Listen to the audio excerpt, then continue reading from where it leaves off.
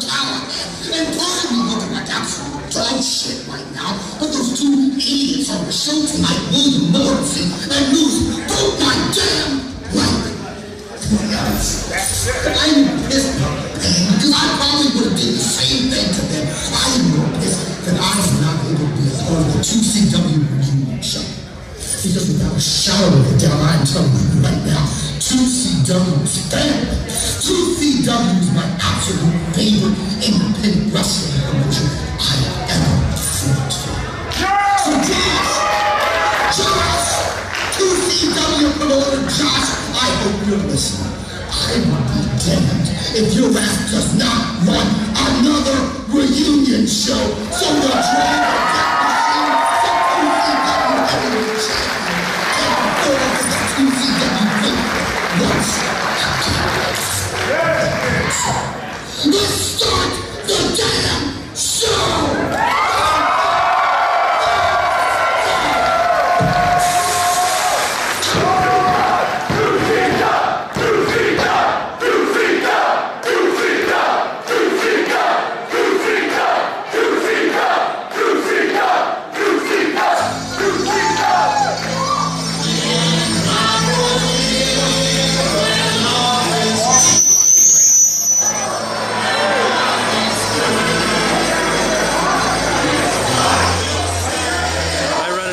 what's happening. All right, we're already here. Thank you.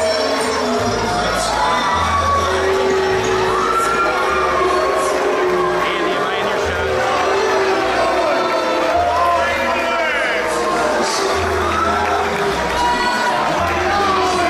Wrestling fans, we are live at the Alien Comprehensive QCW reunion. Older, fatter, Walter. No, my name's John McGraw. I'm not talking about myself or Rob Sanderson, but Enzo's in the ring and Rob were at the reunion. This is going to be a magical night. 2CW, how you doing?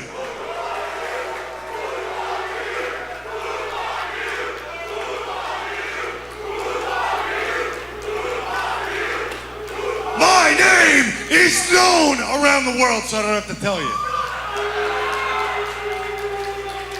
Make no mistake about it, I am a certified G and a bona fide stud, and I came here to honor the life of Brodie Lee. So why don't you shut the fuck up? Oh! Now in honor of my buddy, Brodie Lee, I wanted to be here today, the reunion. And I think you jerk-offs can appreciate one thing just a little bit. If you like Brodie Lee, then a guy who's been in the ring with him is going to share a story with you. Thank you.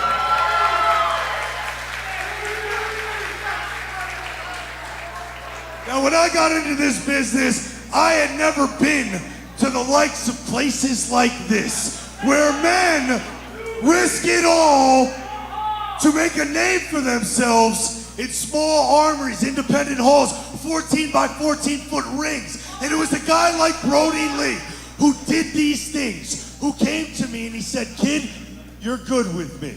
You know why? Because at 5:30 in the morning, every single day at Florida Championship Wrestling, I would sit on the steps of that building, having never wrestled a match in my life. And you know what? The next guy I would see was the freaking boss, and he hated me because I beat his ass to work every freaking day, and he couldn't fire me. But you know who else would show up there when he didn't have to be there? Brodie fucking Lee.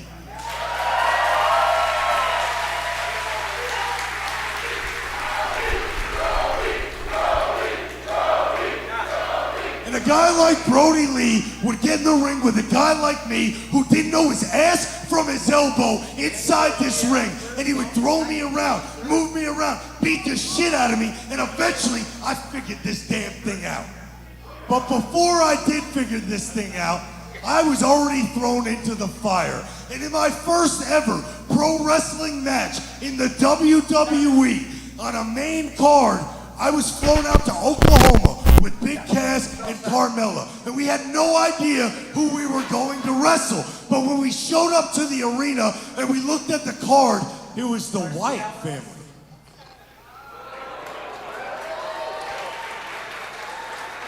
You mean to tell me in my first ever match, I'm wrestling the Wyatt family in Oklahoma?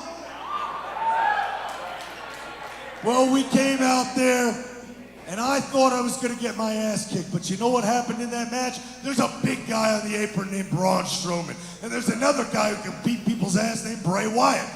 There's another guy, though, in there that's athletic, that moves around, and nobody knows that he is one of the best wrestlers in the world. And he wanted to make sure that those people in Oklahoma remembered Enzo and Cass because they never saw us before. So when I got in that ring, Brodie Lee came in and just hit the mat, every single square inch of this mat, for a little guy like me. Now, you mean to tell me, when you're a little guy like me in the WWE, you think it's easy getting big guys to lay down for you? Do you? Do you think it's easy to make a name for yourself when you're only 5'11", 200 pills soaking wet? I got news for you, it ain't. But guys like Brodie Lee, they were selfless. Completely selfless. And that guy made me look like a certified G and a bona fide stud. And you can't teach that. And before I leave here right now, to honor him, I'm gonna say, all day, and I think you guys are going to know the response, right? On the count of 3, when I say all day, I don't want to drop the word that's in the middle of it. There's some kids here today. But, I think you guys can do it for me. 1, 2, 3, all day!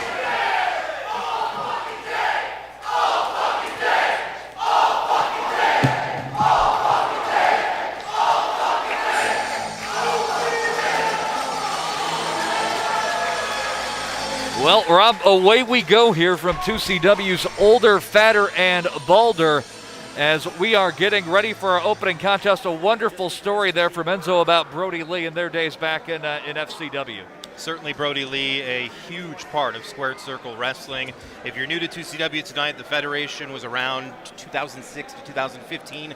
We closed up shop in this city. We are back now. These reunion shows last night and tonight were really because of Brodie Lee. He persisted for them to happen. Here we are, a magical night, an unbelievable This is going to be a rowdy one. I can feel it already. 2CW reunion.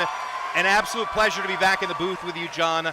And I just can't wait to see what's up. First, you guys a ready whole night or of what? action. This is, I don't want to put heavy expectations on it, but this card just is looking for the stairs. ridiculous.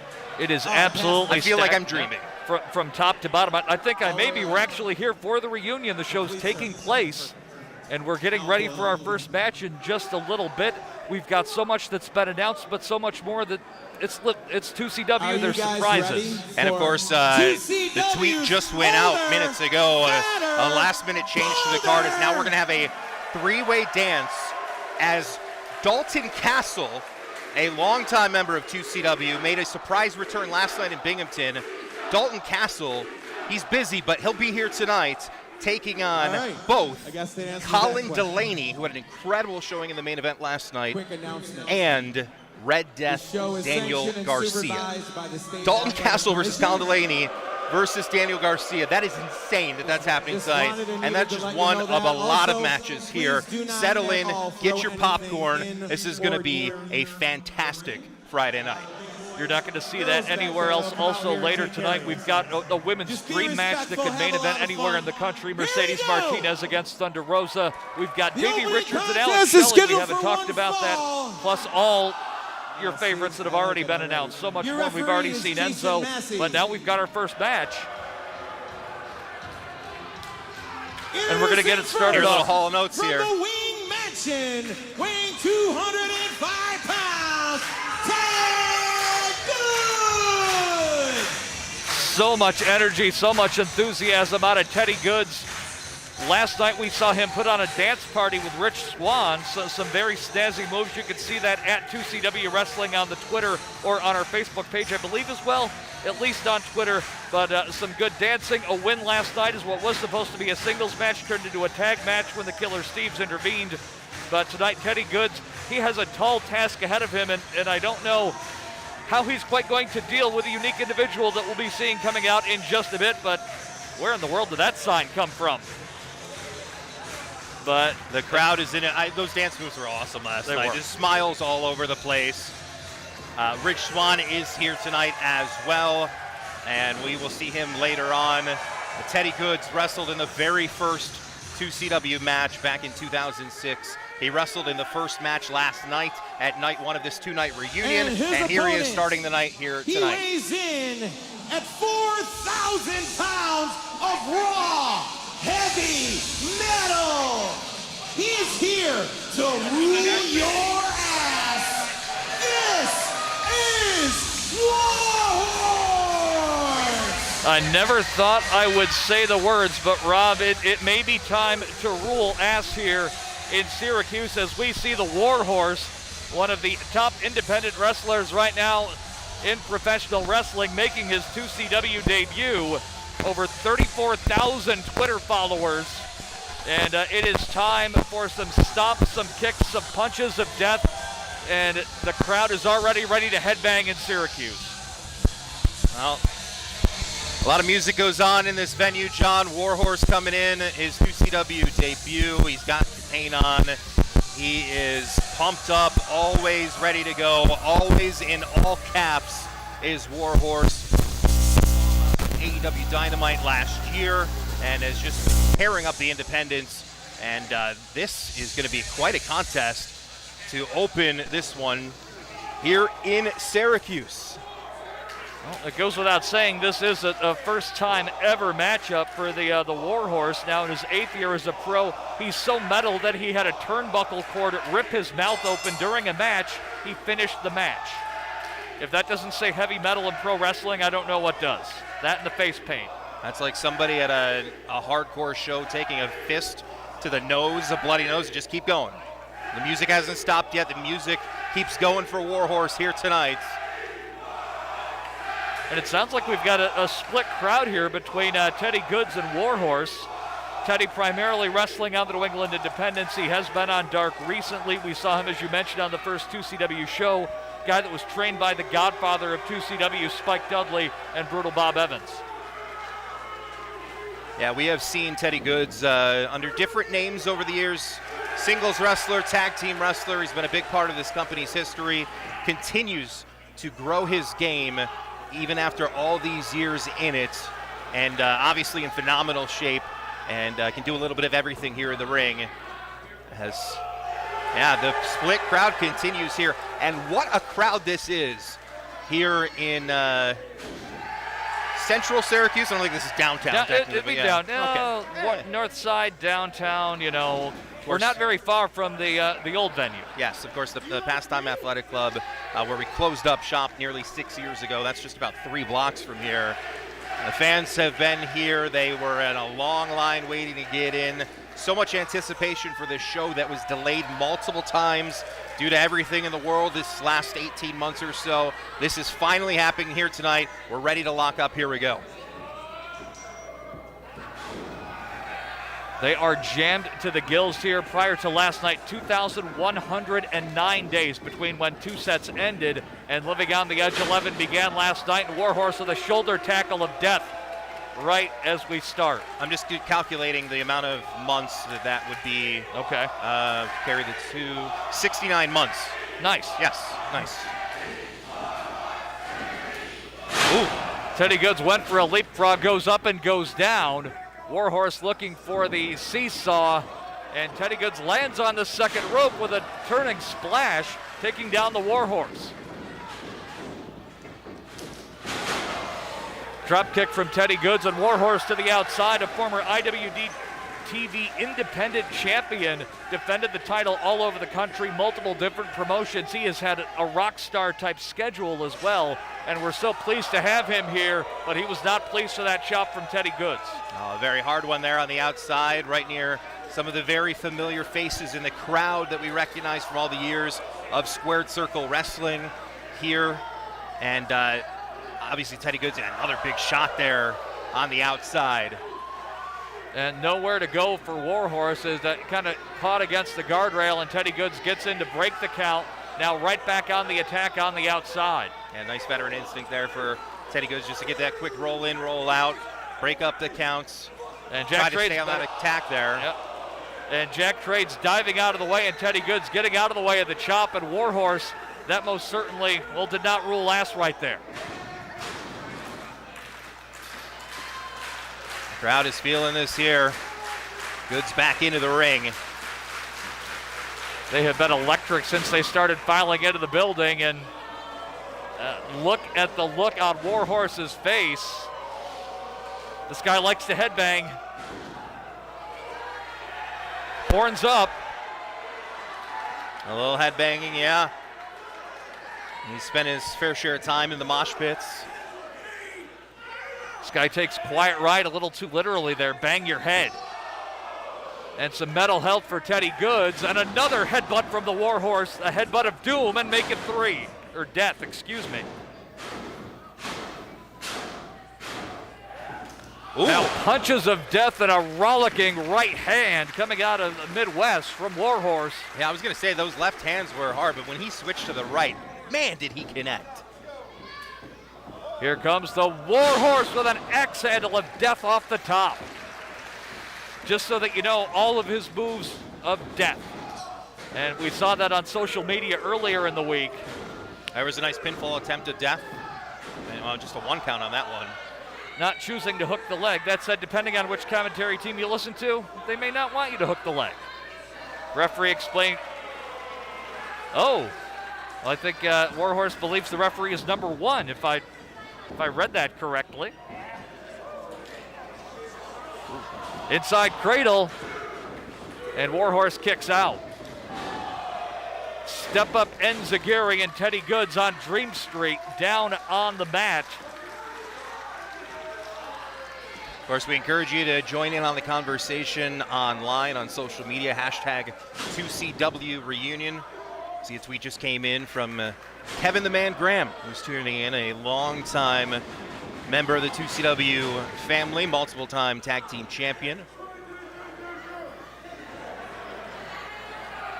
Twitter has been exploding, especially with some of the last-minute announcements, and keep in mind that not everything is out there yet about this show. So still we've got quite a night ahead. Lots more to come. We've already announced a bunch, and well, it's 2CW. What wouldn't it be 2CW without surprises and another headbutt of doom? And this guy's got a head of steel right now. You'd almost think he's Samoan.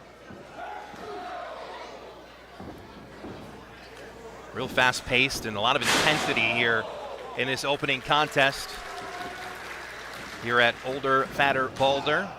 I think that's everybody here just about. 6 years ago, just about, we were last together at 2CW 2 sets for a jam-packed show that featured Understatement. 2 Oh, I thought you were talking about shows. physically, to that too, yeah. Yeah. The only word missing from that title is grayer, if I'll admit that myself, but it's been a while. Power slam of death. Now it might be time for the Scorpion Deathlock of death. But Teddy Goodz fighting it. Is that like a double negative? That like might be. So there's no death? I don't know how that works. I don't know. There's a lot of video on Warhorse out there, so Teddy Goodz quickly could sense it coming, and the veteran getting over to the bottom rope against someone that kind of like all of us have gotten better with age, like a fine wine, if you will. He's had some really good matches lately. Looked very good last night, looked very good earlier in the summer against Chris Dickinson, and he's given the Warhorse a what for here. Warhorse does so much headbanging. How does his neck not hurt 24/7? Or just not get He deals dizzy. with the mosh pits and all that. I've been in there too. That's fine. But the constant headbanging, like, it's hurting my neck just watching it. There's no stopping in metal.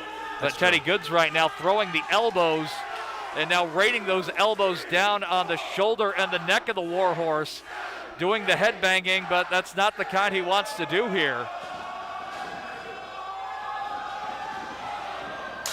More of this versatile attack from Teddy Goodz. Again, we mentioned he's had his singles classics in 2CW, his time as a tag team wrestler with the former Biff Busick, Oni Lorcan, and now pinfall attempts. Ted Goodz thought that was it. That's what led to the end last night. Teddy Goodz hitting that modified iconoclasm, and then Rich Swann came into the rolling splash here. Teddy with a running cutter, but the Warhorse has other ideas. What a great start to this show here tonight. And the chant is Teddy, if you can hear it at home, and Teddy goes all the way to the floor. Hang on. Little stage dive there from Warhorse. The drop kick of death from the ring, and now Teddy Goodz on the inside. Might want to turn around. Wow. Missile Beautiful. drop kick. My goodness. Just a radical drop kick there from the top. And he's got the momentum right now. Can Warhorse close this up? Pick up the victory here in his 2CW debut. Lariat coming hard. The lariat of death. That might be all. No, Teddy Goodz kicks out, getting that shoulder up the very last possible moment. Refusing to lose here. And he's always kind of had that, again, I hate to use the term, but fighting spirit about him. And he will take a beating and keep on coming. So great to be back here live for free on YouTube. 2CW, of course, one of the pioneers with live streaming. We're giving this away for free? For free. Wow. Not even free 99. There's no 99. It's just free. Completely free. And Warhorse climbing the ropes. Here comes Teddy Goodz once again. It is a long way down for both these two. YouTube.com/2CW. That's where you're watching us right now. A box of the ears right there, and that's what you might feel like after you've been to a metal show and been too close to the speakers. And Warhorse on the backpack stunner. Got him. Horns down, Teddy Goodz wins. Here's your winner, Ted Goodz. Big win here tonight for Goodz. Of course, you heard what Sami Callahan said there in the beginning about trying to get another reunion at some point, but as of right now, this is the new final show ever, as far as we know. Never say never, but it's professional wrestling. Yeah. And Ted Goodz here with a big victory in what might be his final showing here. What is his final showing here in Square Circle Pro Wrestling? And now it's time to dance to get happy. Will we have some dancing and headbanging? Now that would be a mix, because Teddy was kind of following Rich Swann's dance moves a little bit last night and was able to join right in, but I don't know if Warhorse dances much to the there we go. The Temple University alums Hall & Oates. Throw that out there. Well, we got a little headbanging there, yeah, so I'll take works. that. That works. Nice start to this evening in Syracuse as Ted Goodz victorious here tonight. It is absolutely packed to the gills in here, too, as the fans love Teddy. They remember him from all the way back in 2006, opening up against Ajax 820. Back at the pastime, April the 8th, 2006, when 2CW began. And we're here, it's 2021. We were all just young whippersnappers at that point. And now I guess I'm showing my age by using what's a the word whippersnapper? Whippersnapper for the first time in my life. Isn't that a finishing move? I have no idea. Well, and here we are at 2CW, and let's go back to the ring. Match. And we're just going to keep right on rolling. This following contest is a triple threat match. Introducing first. This is going to be in at 211 insane. pounds. This evening, he hails from Rochester, New York, where tomorrow night he will be performing at the Comedy at the Carlson at 9 p.m. Dalton Castle! We've got the boys, and now we have the party peacock, and he is ready to dance and strut his way to the ring, making one of his first legitimate U.S. independent appearances since 2017, the former Ring of Honor heavyweight champion and Celebrity Family Feud savant. We were absolutely shocked when he walked through the curtain last night at the American Legion post number 80 in Binghamton, New York, because the assumption was he couldn't wrestle elsewhere. I mean, like, talking about forbidden doors these days, Dalton Castle walked right through that curtain, and look at the crowd clapping along. Dalton Castle with so many classic matches in 2CW. You heard Bombshell Billy mention there, the Rochester, New York native, great amateur wrestling background, former radio DJ, went on a former ROH Ring of Honor World Champion, and continues to make bigger and bigger waves for himself, as now he helps with the clapping here at ringside. Flamboyant, exciting, always interesting, and quite honestly, Dalton Castle is #busy. So he's carving out time here to come back to 2CW this weekend. As you heard, tomorrow night he'll be back in his hometown of Rochester to do a little comedy show of sorts, and a little bit of that'll be everything. fun. Yeah. I've heard about some special guests that'll be appearing from the wrestling world as well. But tonight, he has this three-way dance or triple threat match, whatever you want to call it, with a fairly newcomer to the wrestling scene, and Daniel Garcia has been at it for a few years, and somebody that Dalton has known for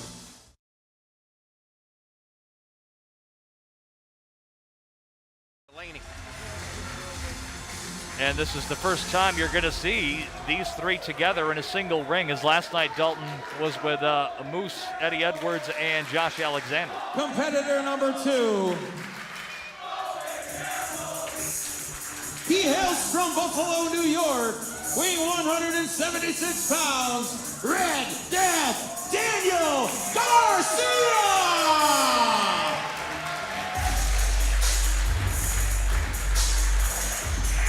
And the bass is just echoing as the Red Death is creeping upon us in Syracuse. This is a guy right now that if there's an it guy in professional wrestling, that is it. He main evented the sold-out United Center in Chicago just about a month ago against John Moxley. One of the fastest rising stars we've ever seen in wrestling, Buffalo native. Of course, a lot of his training, a lot of his influence, his mentorship has come from a big-time former member of the 2CW roster in The Blade, the former Pepper Parks, also a Buffalo native here. And competitor number 3. Colin to come out here. Hailing from Rochester, New York, weighing 192 pounds, Colin Delaney!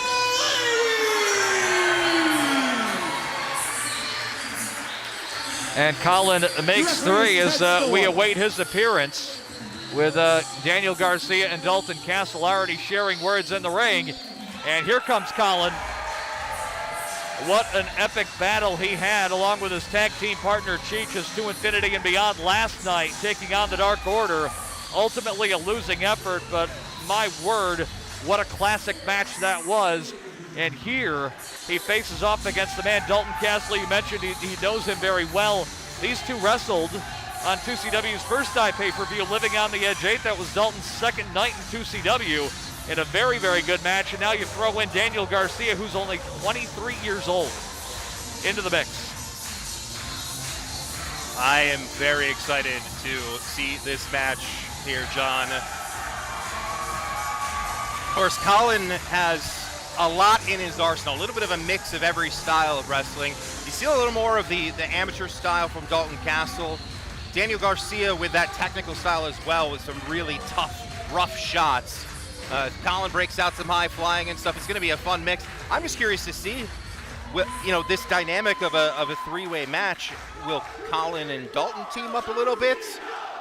Bring that long-time friendship out to play. Is that a disadvantage for Garcia here? Garcia, this is his first appearance in 2CW. He certainly wants to come away with a victory here tonight in Syracuse.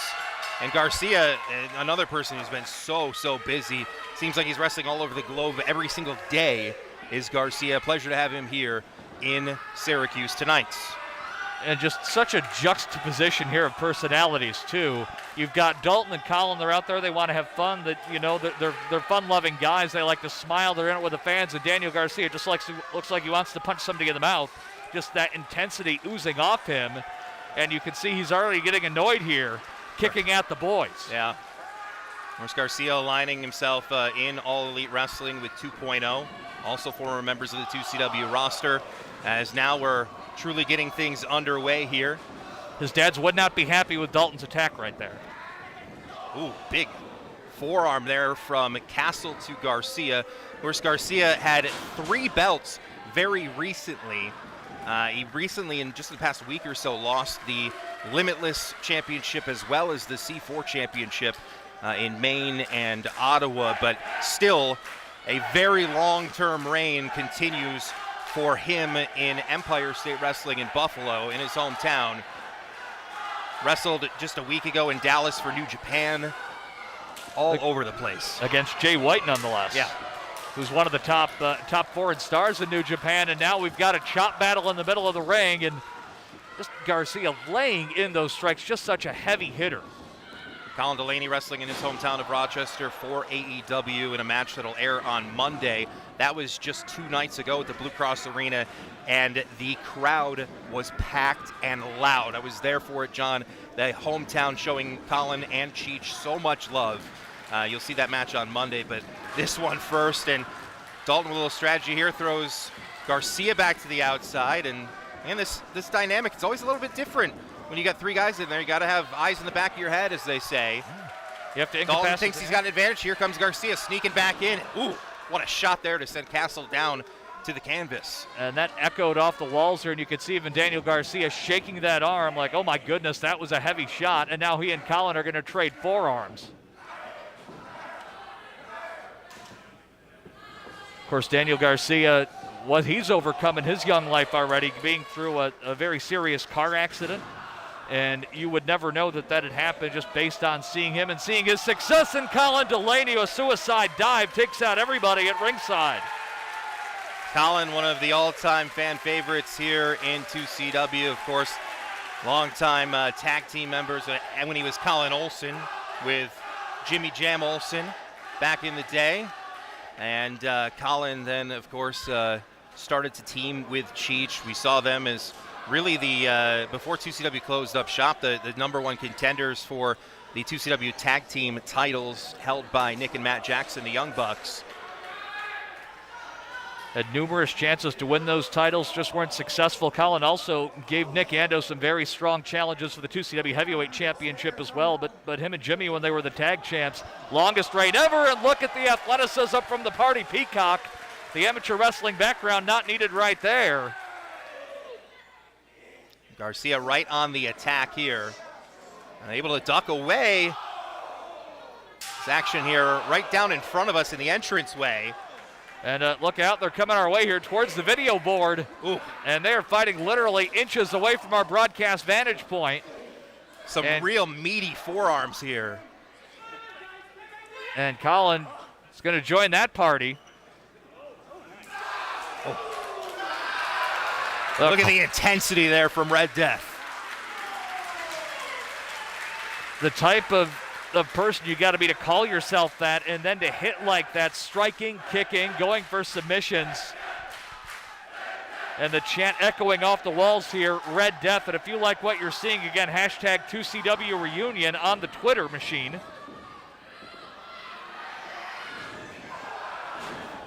Double knee strike in the corner from Daniel Garcia. Earlier this year, wrestled in a 60-minute Ironman match after being in the Scenic City Invitational. Again, you talked about his busy schedule. That match with Wheeler Yuta, I don't think I looked down at my phone that entire hour, and that's a big deal for me. That was a fantastic match.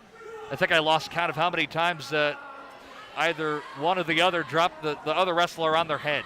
Just an amazing match, a lot of brutality. But right now, the Red Death is on the outside. And it's Cheech and Colin in the ring with Dalton, and Daniel Garcia coming in with a big boot and a drop toe hold on Dalton. Cheech, of course, is Colin's tag team partner. And we will see Cheech later tonight. Just a tremendous showing from him and Colin last night, to infinity and beyond in the main event, the final contest of the evening last night against the Dark Order, Evil Uno and Stu Grayson, who are also here tonight. And of course, you saw that tribute to the late, great Brodie Lee taking place right at the start of the show. A lot of Dark Order feel here tonight. Good to have them here to help honor their friend. And certainly Colin and Dalton specifically, very good friends with Brodie over the years. And I know for a fact Brodie would talk about Daniel Garcia and his potential early on, and was keeping a close eye on him. And well, wait a minute now. Castle, what a knee. Quick pace here. Very much so. We haven't seen a lot of suplexes. Dalton, I guess I spoke too soon. Looking for a gut wrench here. The former New York State wrestling champion in high school, 3-time All-State, wrestled collegiately and then, of course, internationally. But if you've seen Dalton Castle matches, you know all about that with his great amateur background. Just an unbelievable amateur wrestler, and obviously it immediately translated to the professional wrestling side of things. And of course, we mentioned Jimmy Olsen earlier in this match. He had a huge hand in training Dalton Castle for the professional wrestling side of things. As a count of 2 there for Garcia. No, immediately, though, going here, he is vicious with his technical prowess here, his different holds. Immediately switches from one on Colin to one on Dalton here. He had his eyes up. He saw Dalton coming in, but hang on. Oh, now he's got a leg on Colin. That said, Dalton, he's still up. And he just drops himself over the top of Daniel Garcia. Why not do whatever you can to break the holdup before the submission? That was smart from Dalton Castle, find a way to break that up. What a quick sequence there. The presence of Garcia to immediately switch from hold to hold, from guy to guy, to try to control this match. I mean, if I'm Dalton Castle or Colin Delaney, got to watch out for Garcia, because the millisecond he grabs your leg, he can snap it off. So for the moment, the car wreck that we had a moment ago with overhead belly-to-bellies and throws into the corner is now just simply broken down to who wants it more, a test of wills and shots. Oh, goodness. Talking about shots, holy cow. These are some meaty chops and forearms, and Daniel Garcia just screaming. And Colin catches him right in the head of the shin. Up and over goes Colin. And the strength there, how smooth that was for Castle. Oh, but immediately Garcia steps in, and you got to watch out here, because Garcia with that sharpshooter is just so dangerous, especially when he's able to wrench it backward. But Colin in to break that up. So Garcia for the moment is on the outside. Dalton's got Colin. Ring-a-dang in the middle of the ring. The Party Peacock will preen on top of Colin, and that is it. What a Here's match. your winner, Dalton Castle. And the fans, rightfully so, you can see them just opposite where our camera is, standing and applauding. At times it was like a car wreck out there. And Dalton Castle, a while since we've seen him, and he looks absolutely fantastic, and he comes away with a victory, someone that nearly unseated Sami Callahan at 2 sets 6 years ago. Well, a lot of us thought going into that final 2CW show in 2015 that maybe Dalton would end up the final 2CW heavyweight champion, as we thought was going to be the final show ever before this reunion, as you said, nearly 6 years later. And of course, we heard from Sami Callahan at the very beginning of the show, and we send our best wishes to him. That's a vicious injury, and we hope he gets back as soon as possible. Can't wait to see the drawback in the ring, but look at this ovation for Colin and for Garcia.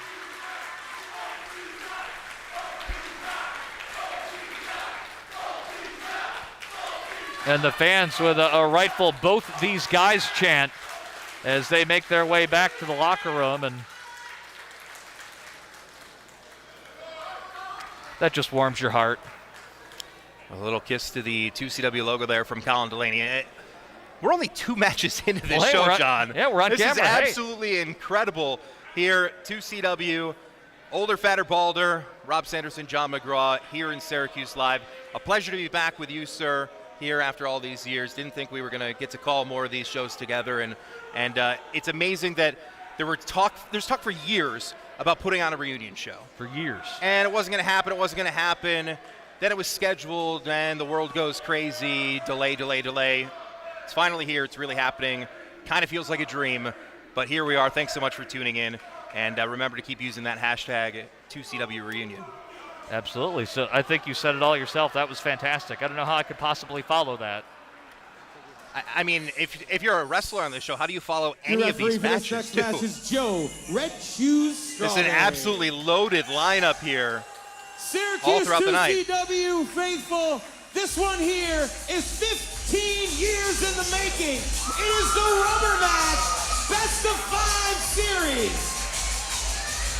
Introducing first, hailing from Boston, Massachusetts, by way of Kingston, Jamaica, he weighs in at 245 pounds, SWB, the Underground King. We didn't even talk about this match yet. I mean, this is goodness. the most long-term rivalry in 2CW history.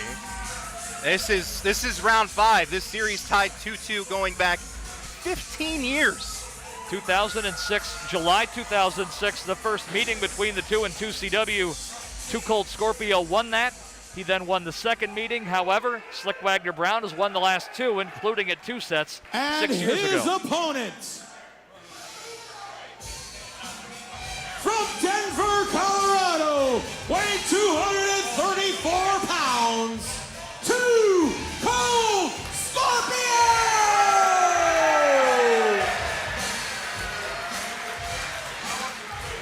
What a pleasure it is to have both these men back with us here tonight. And it's amazing because they're both such veterans of the sport. And they haven't lost a step. I mean, what we see from these men in 2021 is nothing short of incredible. Think back to watching matches of Too Cold Scorpio in the early 90s on television, and he's still flying all over the ring. It's awesome that this match is happening. I have no idea who is going to end up winning this series, but I think the fans and us, we're all winning getting to see these two tangle one more time. This is surreal, seeing these two in the ring in 2021. Scorpio, though, still very active on the independent scene. This isn't like he's coming out of retirement or anything. He's still very much active. 35 years of professional wrestling for Scorpio. Got started back in the mid-'80s. Then, of course, was in the New Japan for a little bit. Wrestling in the early 90s, in the days of Hiroshi Hase and Kensuke Sasaki. And he is still going strong in 2021. Seems like we may have a split crowd. I couldn't quite make out what that was. And that's better, just a simple 2CW chant. We've seen a lot of those split crowds last night, already so far here tonight.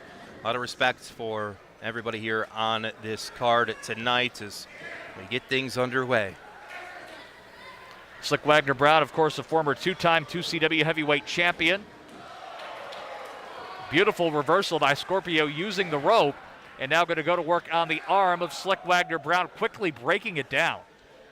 Scorpio, what hasn't he won? In terms of his travels, he has been fantastic wrestling worldwide. But this one, I think it's personal. The 5th time you want to win that rivalry. Oh, absolutely. When a rivalry goes on for that long, I mean, you put so much time and effort into it over the years, so many classic battles. You don't want to end that with a loss. I mean, that's a huge, huge deal. Both of these men want and need to come away with a W here tonight in Syracuse. Arm drag takeover by Scorpio.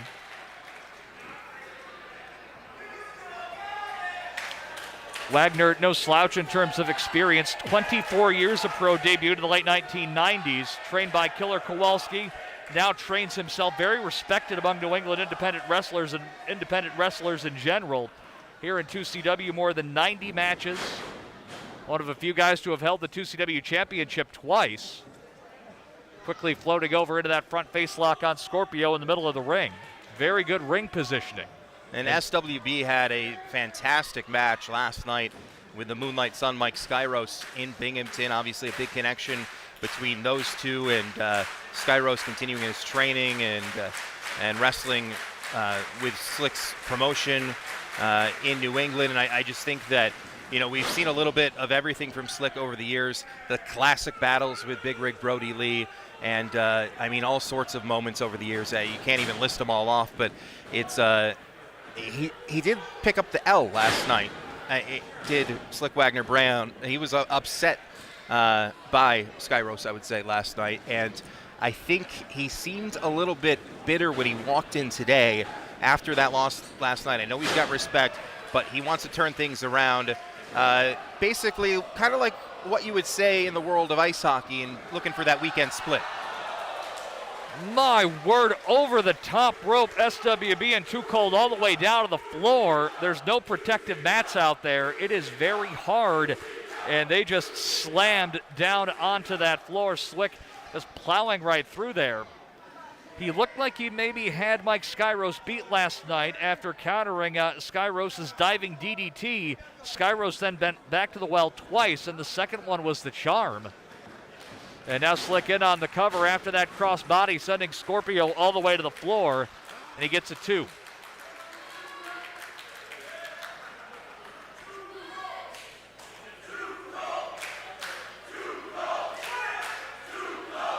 Once again, the split crowd here at the Alien Opera House.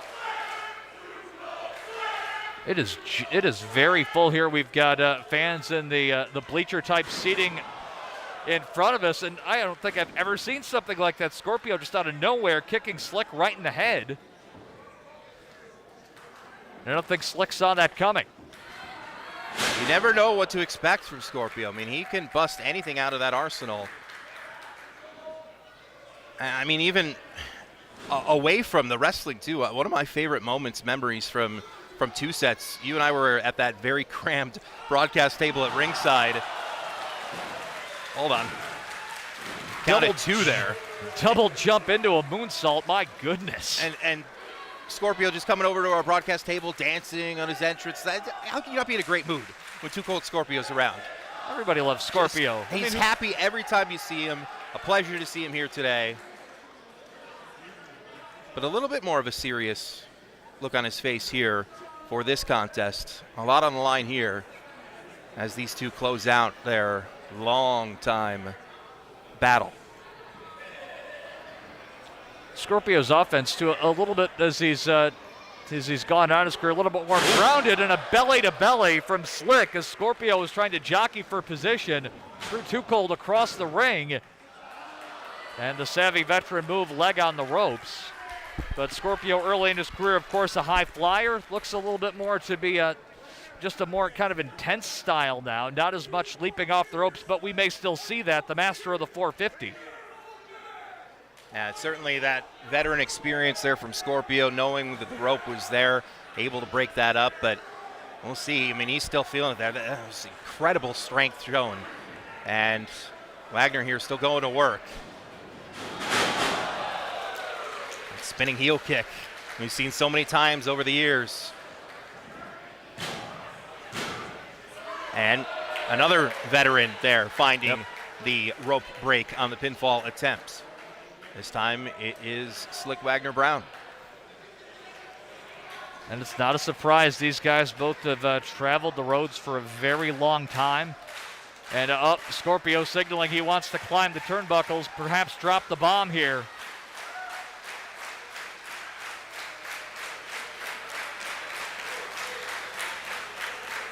It is 2021 and we are watching Too Cold Scorpio and Slik Wagner Brown in 2CW. And Scorpio's not selling himself short on those shots, and neither is Slik for that matter. Wow, the leaping forearm there from Too Cold. Immediately right back comes SWB. Almost mirroring one another to a certain extent right now. My word, what a pump kick from Scorpio. Well, he had a smile on his face earlier, but you could see the intensity in his eyes right now. And a back heel to the face of the former 2CW heavyweight champion. The test of endurance here at this point. Scorpio able to find the strength there for that side suplex, and now wait a minute. And this is where Scorpio pays the bills, climbing the ropes here. Unreal. Twisting splash. Got him. No! Slik Wagner Brown getting the shoulder up. Wow. Scorpio's going to go up again. All right, second time. Slik still looking up at the ceiling here. Incredible. Somersault leg That's drop. gotta be it. Count it. What? Again, Slik kicks out. What does Too Cold have to do to put SWB away? So the screws right now turning in the head. Will we see a third leap from the top turnbuckle?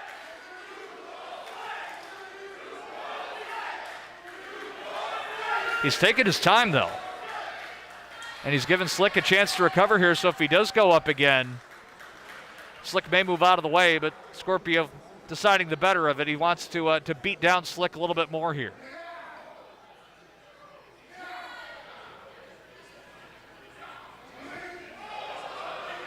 Ooh. Wow. With that ring bounce. And another close call in this contest. And Scorpio followed up right after that last splash. He might have had a chance to end this match, but instead he took a little bit of time. Slik was able to recover. And now Wagner in the plus position.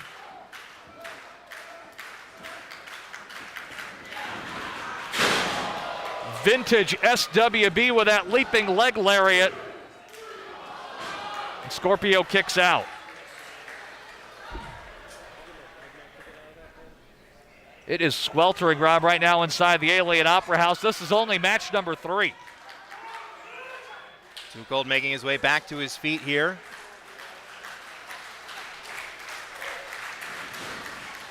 Oh, hold on. Oh, what a super kick there from Too Cold. And right back to the corner. This might be all here. We've all seen this before. Oh, okay. What? What in the... What the hell? What is this? That's not the fun-loving Scorpio we know. No. What is going... Oh, my. What? Oh, my God! Scorpio drops the bomb. That might be all. No! What? John, we both just leapt out of our chair here on the stage. How was that not 3? I gotta be honest, I don't know. This is awesome stuff here in Syracuse right now. These two go to war, neither one will quit. What else do they have to do to put this away? What else is left in the arsenal? Heavy shot from Slik, super kick. Scorpio fights with one right back, and now Slik ends that with a lariat. He wants to finish this one off here. Might be looking for the appreciation bomb.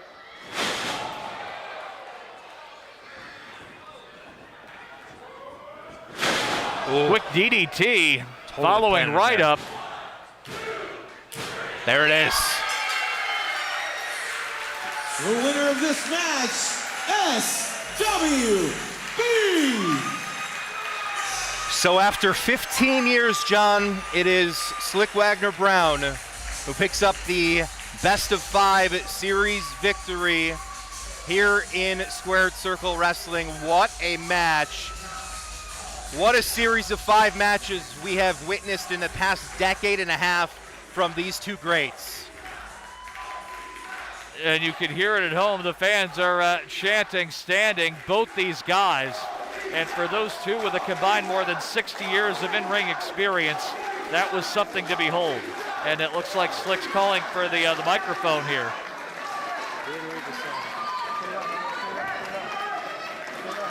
Let's see what the Underground King has to say.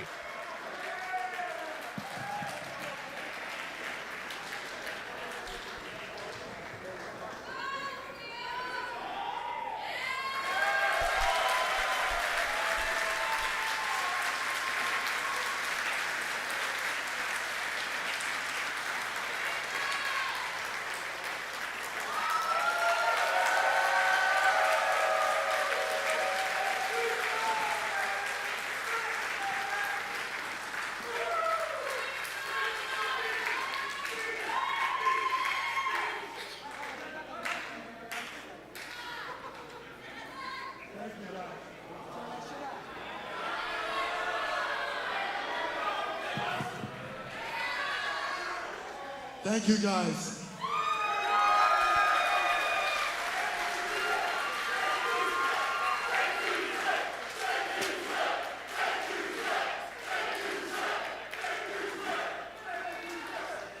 Thank you, Scorpio.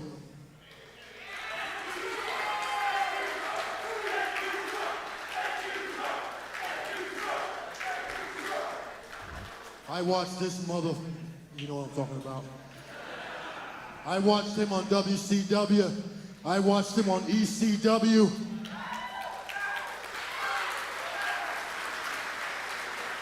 And I saw this big mother do his damn thing. I never seen nobody do it like that before.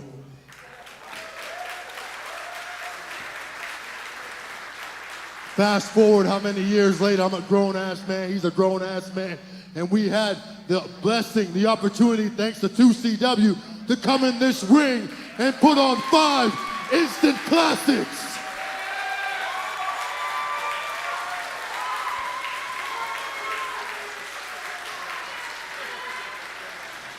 All I gotta say, man, is thank you very much.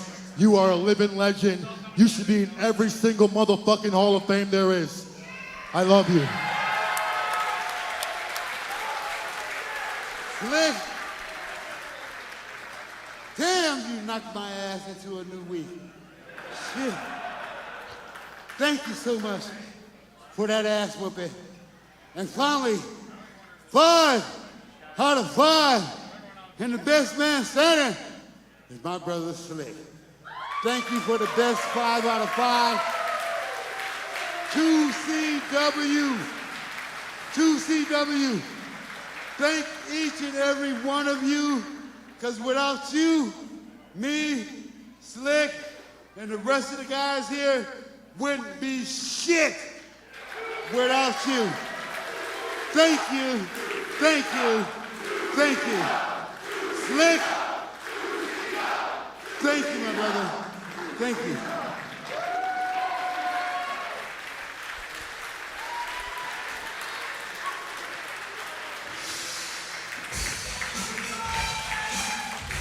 What a moment here in Syracuse.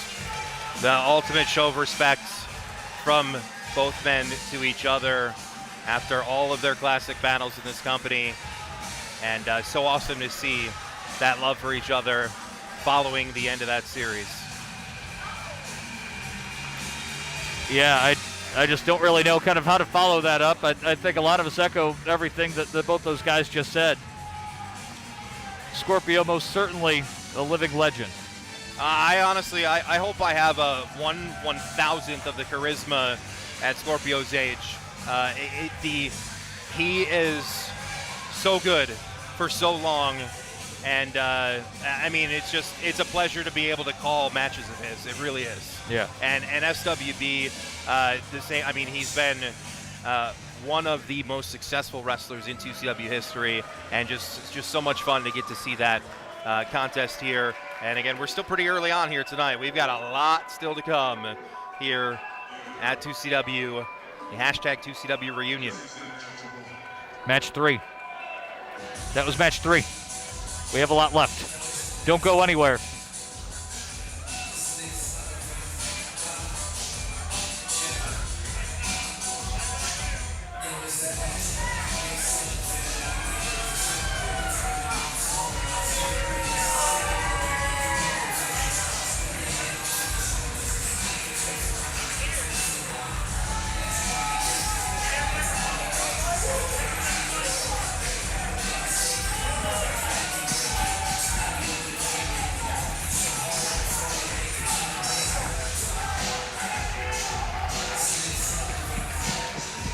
So we've got Nick Martin on the way to the ring. This is scheduled for one fall. Introducing first in the ring from Syracuse, New York, 265 pounds, Nick Sullivan. 2CW is all about getting young guys out there, getting them exposure, and Nick Martin getting a chance here to wrestle on this show. And his opponents, being led to the ring by Father Derek. He hails from Oneida, New York, weighing 450 pounds. He is the beast from the Northeast, Root Van Slik. Your referee is Jason Massey. What I meant to say there was Nick Sullivan. And another guy that got his start as a young wrestler in 2CW, you're seeing right now, Brute Van Slik. Began back in 2010, skinny guy wearing a singlet, wrestling in student matches. Now he comes to us in 2021, over a decade as a pro, wrestled in Japan, wrestled with Muda. And he is here, very likely to put a hurting on this young man from Syracuse. And that other guy, he looks kind of familiar. Just a tad. Just a bit. Just a tad. Especially reminds me from 2 sets. I don't know. Yeah, this is going to be quite the contest. Two big boys ready to battle here at the Alien. I believe the appropriate term would be hoss fight? Yes. Okay, I didn't forget that after 6 years. Okay. And of course, the I mean, Van Slik's had so many of those over the years. He had one at 2 sets, and of course his time spent over in Japan. He does have the height advantage here. Nick Sullivan's not a small man by any means, but compared to Brute Van Slik, he looks a lot smaller. Brute Van Slik, 3-time former 2CW Tag Team Champion. We mentioned Kevin Graham watching earlier. He and Brute won the titles multiple times. Brute as a single took on Necro Butcher in 2CW, beat him. We've seen him just get in there and slug it out with big boys. And his hits get harder and harder as the years go on here. Oh, both off the ropes. A head-on collision there, but neither man goes down. They reinforced the ring for this.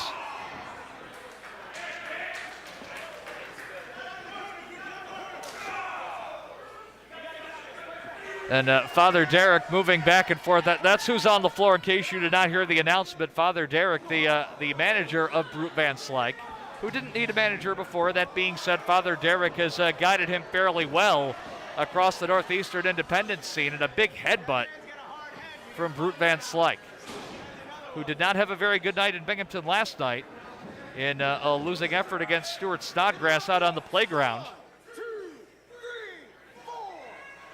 And now kind of taking out some of that anger on Nick Sullivan, just choking him over the top rope. Yeah, if I was Nick Sullivan, I wouldn't be happy that Van Slik picked up the loss last night, because you know he's coming in extra angry to the show here tonight. A little extra intensity. Again, looking for that weekend split, coming with these big shots. Wants to get the win and celebrate with a big steak. Well, shotgun drop kick there. I don't think Brute Van Slik was expecting that, and now he finds himself in the corner. And Father Derek screaming at him to get out of the way, but he did not avoid the avalanche in the corner. Oh, no way. Beautiful belly-to-belly suplex, amateur style.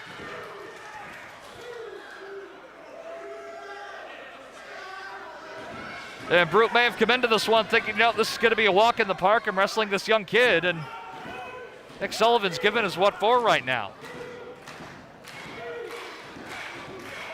Of course, as John mentioned, this is now match 4 of the night. Still so much great action to come here tonight. A lot of the matches not announced. Some of the wrestlers announced. We mentioned somehow a first time ever singles meeting between Alex Shelly and Davey Richards. How has that not happened? I just don't understand. It doesn't make sense to me how that hasn't happened. But it's awesome that it's happening here tonight. It's happening in Syracuse. It's happening for free on YouTube. 2CWLive.com brings you right there. Tell your friends. Tune in here. We've got so much action still to come here tonight. Mercedes Martinez and Thunder Rosa going to battle in a dream match. The Dark Order is here. Rachel Ellering is here. I mean, the list goes on and on. Moose. What in the world? Oh, wow! Oh, my word. That just shook the floor here. That has to be it. No! Are you kidding me? 350 pounds coming off the top rope. I wouldn't get up from that for a week. And he landed. I had to put a dent in the chest there of Sullivan. Looks like he landed right in his rib cage, too. And this Hoss fight will continue it. And those are some pretty heavy right-handed strikes. They're not quite palm slaps. A knife edge chop.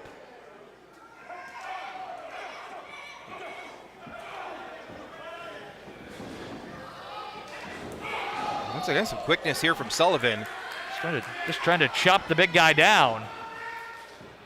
Hang on a second. Father Derek, much like last night, getting involved physically. Lariat misses. Second one doesn't. There's the cover. And that is all.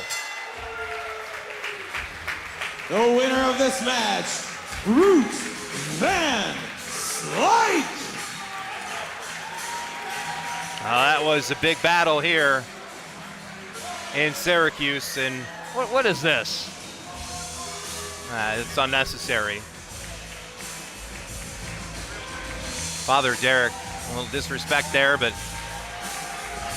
his client, if you will, here, Slik, picks up the big win here. And as you mentioned, this hoss fight here at the 2CW reunion.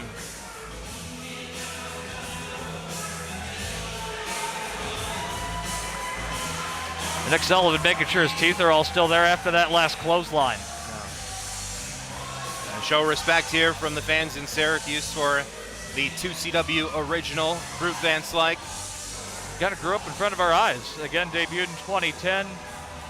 One of his, in his first year, I believe, wrestled Raven here in 2CW.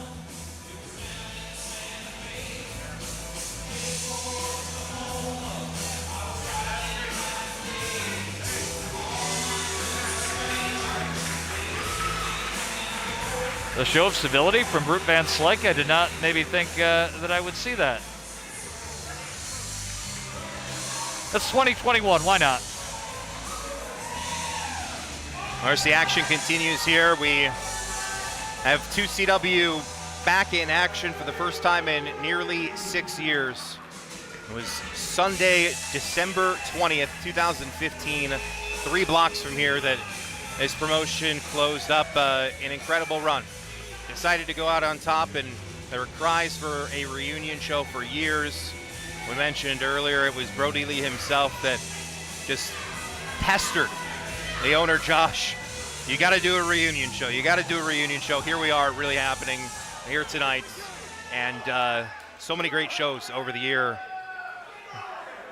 100 plus shows for this promotion, and this lineup just as stacked as so many others over the years, if not more so, here tonight. And we're rolling right along here. We're not slowing down one bit, so if you got to get up, you maybe need to use the restroom. Following contest scheduled for one fall.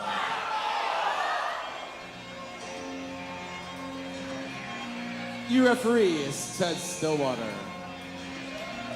Introducing first, hailing from Watertown, New York, weighing 210 pounds,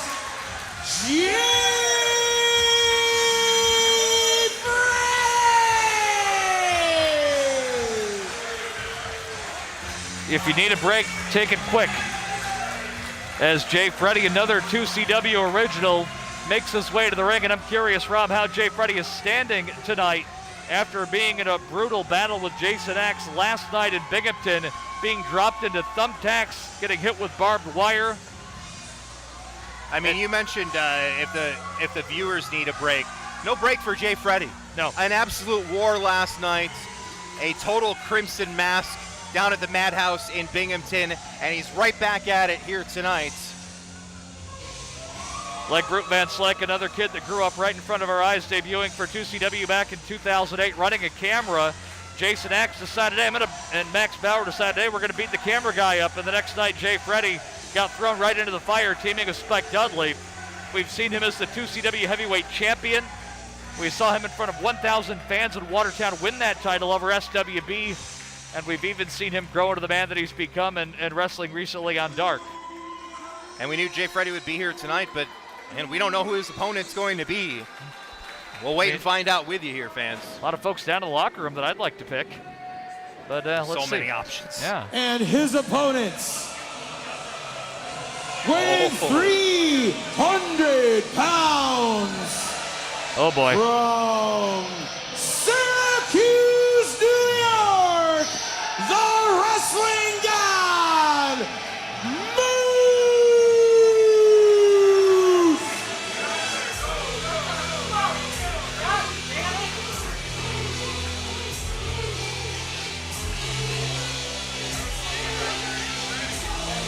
And you can see the Moose gesture from some of the fans here. If you're sitting at home, put that arm up in the air and bring it down as we prepare for Moose Nation. And he's got the orange on here back in Syracuse. Of course, Moose played football at Syracuse back in the early 2000s. recruited to play offensive line, started as a true freshman, eventually would go out to the National Football League playing for multiple teams. Then after his career was over, trained with the big cat Curtis Hughes and became a professional wrestler. I said this last night and I'll say it again, but he looks absolutely phenomenal. Built like a Greek god. He can do a little bit of everything in the ring, and Jay Freddy at a sizable size and power disadvantage against the former TNA heavyweight champion. Yeah, I mean, Moose 6'5", but he flies around the ring like very, very few could ever do at that size, and this is going to be quite the contest here. Both these men very hard hitters. Both these men very popular in the Syracuse area. And we saw him throw a drop kick, Moose that is, last night, where he cleared the top rope. A guy that's 6'5", 300 should not be able to do that. No, absolutely not. The things he does are just, it's hard to believe. As the bell rings, we get things underway here. And we've seen Jay Freddy chop down some tall trees before, but I don't think he's quite seen anybody like Moose. And once again, a split crowd here. Again, we're hearing the Moose, and we're seeing the arm come down as well. I still don't know what you called that. Like you're pulling the horn on a big rig, or dropping the elbow down. Again, have a handshake to start. Okay. Oh, maybe not. He must have been talking with Jason X earlier, I think. Moose that is, and Freddy, God bless him, with a headlock. Well, nice to see that Freddy was able to remove all the thumbtacks from his back from last night in Binghamton. But you got to wonder how much that wore him down coming into tonight. Not only just the physical toll, but the blood loss, too, as he was wearing a full crimson mask and a big shoulder tackle from Moose. And, again, this goes without saying, this is a first-time ever matchup. I mean, what a Thursday, Friday weekend this is. Mentioned that last match night. Moose in an unannounced surprise four-way match. Moose taking on Eddie Edwards and Josh Alexander, which at that point we thought it was a three-way match. Right. And Dalton Castle's music hits out of nowhere. Had no idea he was going to be there. And what a four-way match we had in Binghamton last night. And Moose back in action again here tonight, just like Freddy.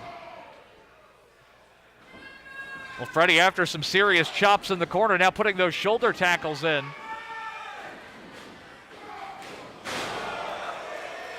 And just Moose too big for Jay Freddy right there. He had success with the first two tackles. The third time, the former Syracuse offensive lineman putting Freddy down and sending him to the outside. And now you heard Moose there saying, move.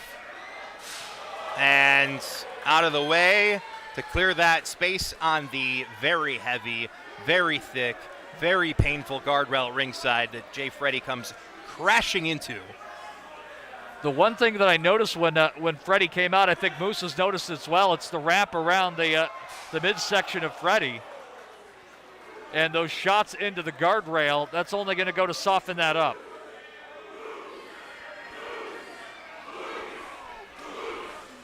I just want to say, for everybody that's watching at home around the world, first of all, thank you. Second of all, I'm disappointed if you haven't done at least one Moose with your arm. At home. At home. Do it yourself, absolutely. Yeah. Keep everything all above deck, if you will. Oh, my word. Moose going for the knife edge chop and just wrapping his hand along that ring post.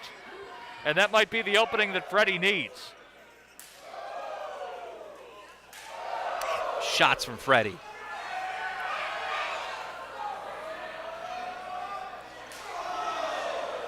Big pump kick on. Oh, no. Oh, my God. Oh. He killed Freddy.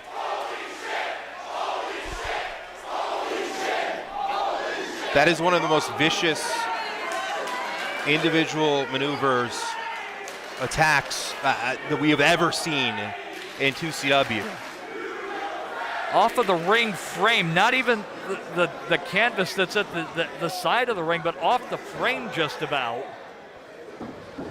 Onto that lower back, which is already heavily taped up to begin with. Now, Freddy's been through some wars here in 2CW, but how does he even fight back after that? I mean, he's got that heart. Jay Freddy has always shown that heart. You think back to even his time accompanying Terry Funk in 2CW years ago, when Terry Funk, depending on who you ask, did or did not win the 2CW Heavyweight Championship. It's that heart that he wants to try to emulate. Freddy doesn't give up. He does not. And he did not give up last night. No, he did not. I believe he passed out. Yeah. As finally the referee called the match, and here comes Freddy showing some fighting spirit. That was an I quit match last night, but Freddy didn't quit. He didn't say it. He just couldn't say anything. Big knife edge chops, now the machine gun chops. Oh! And a shoulder tackle. Well, as the momentum train crashing in. Yeah. Seems like Freddy had some momentum and they ran right into a brick wall. What a match this is.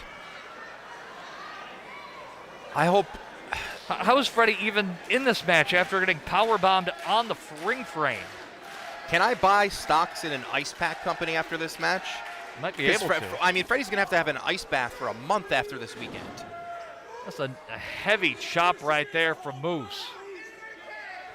This is a guy that has not been in wrestling that long, all things considered. When you look at the experience of some of the guys on the show and look at what he's already done in his young career. Multiple championships at Impact Wrestling. He's wrestled pretty much all over the country. Over the summer had a very big match with Ishii out in LA, where the two just beat the tar out of one another, and now Jay Freddy getting the tar beaten out of him. Count of two here. That being said, again, Jay Freddy, he's never say die. I believe that he was saying that a lot in his young career, and how much more of a beating can he take, though? Like if Moose hits that lights out spear, I don't think Freddy's gonna get up from that. I don't even know how Freddy's standing at this point.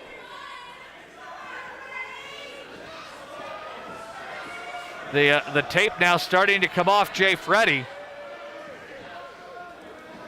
And that slap might have woken him up. Now reining in those right hands. Pump kick from Freddy. Well, trying to go back to that well on the shoulder tackle. Cannot take the big man down. No time to slow down, though. Still on that offensive attack, and there he goes. He built up momentum, bouncing off the ropes a couple of different times, but my word, what a super kick. Our fans are loving this match on Twitter. I can see a lot of tweets that I can't say on the air. We'd be taken off the air. Moose just rolling right through that German suplex, but not that one.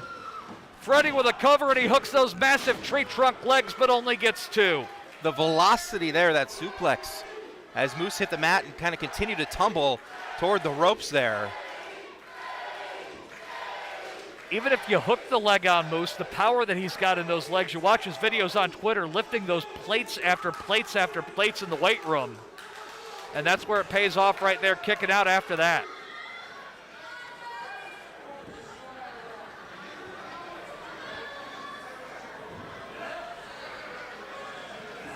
And what does Freddy have in mind here?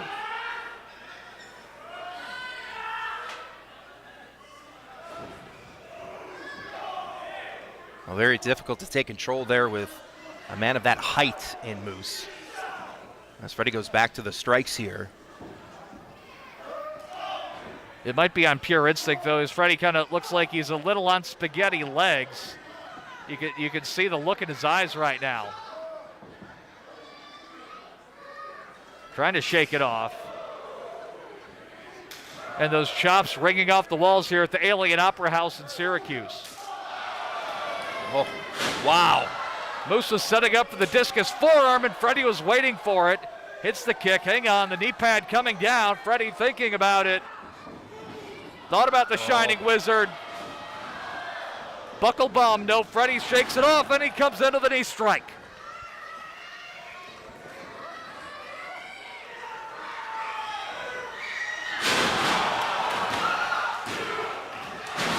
Moose able to get out there. Again, just the Blue power. Thunder bringing it here. Yeah.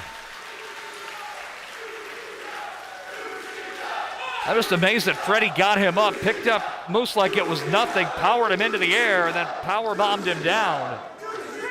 Well, you mentioned, I mean, that we've seen Freddy kind of grow up over the years here in 2CW. Every time we see him, he is stronger and stronger. And the strength that he is showing in this contest against one of the biggest powerhouses, really all time in the wrestling world, is very impressive. What does Freddy have in mind here? Oh dear. Very dangerous situation. Freddy trying to fight it off. He saw what was coming. Oh no. Hang on. Moose is on the top. Oh no, no. Oh my God! Superplex from Moose. What? And Freddy kicks out. Freddy just kicked out of one of the biggest superplexes I've ever seen that literally almost collapsed that ring. That would not be good. We're at match 4. There's no way we're only at match 4. The amount of awesome competition we have already seen here tonight.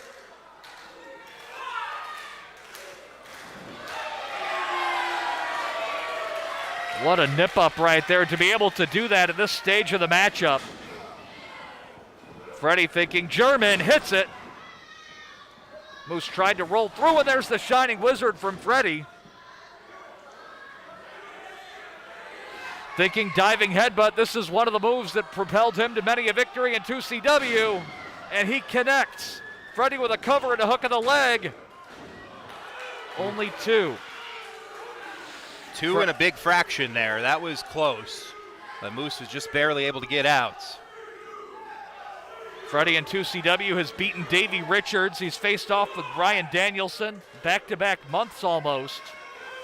Beat Davey here in Syracuse at 2CW number 50. And then in a referee stoppage, lost the American Dragon. And he finds himself in the ring right now with Moose, and it's been a war of attrition. Both these two men are down. I think the next big one might signal a victory here. That match with the American Dragon, if I remember correctly, was a week after he had returned to the WWE at SummerSlam. Amazing the talent that wants to compete in 2CW over the years, that continues to try to get into the company over the years. Hold on. Whoa! The winner of this match,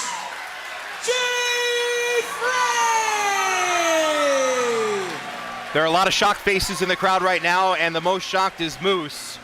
So many close calls in this contest, John. And Freddy able to take advantage in that quick opportunity, picks up the 3 in one of the biggest victories of his career. A former 2CW heavyweight champion. What a match that was. You took the words right out of my mouth there. One of the biggest wins I think Jay Freddy has ever had. I mean, literally. That is huge for old JF.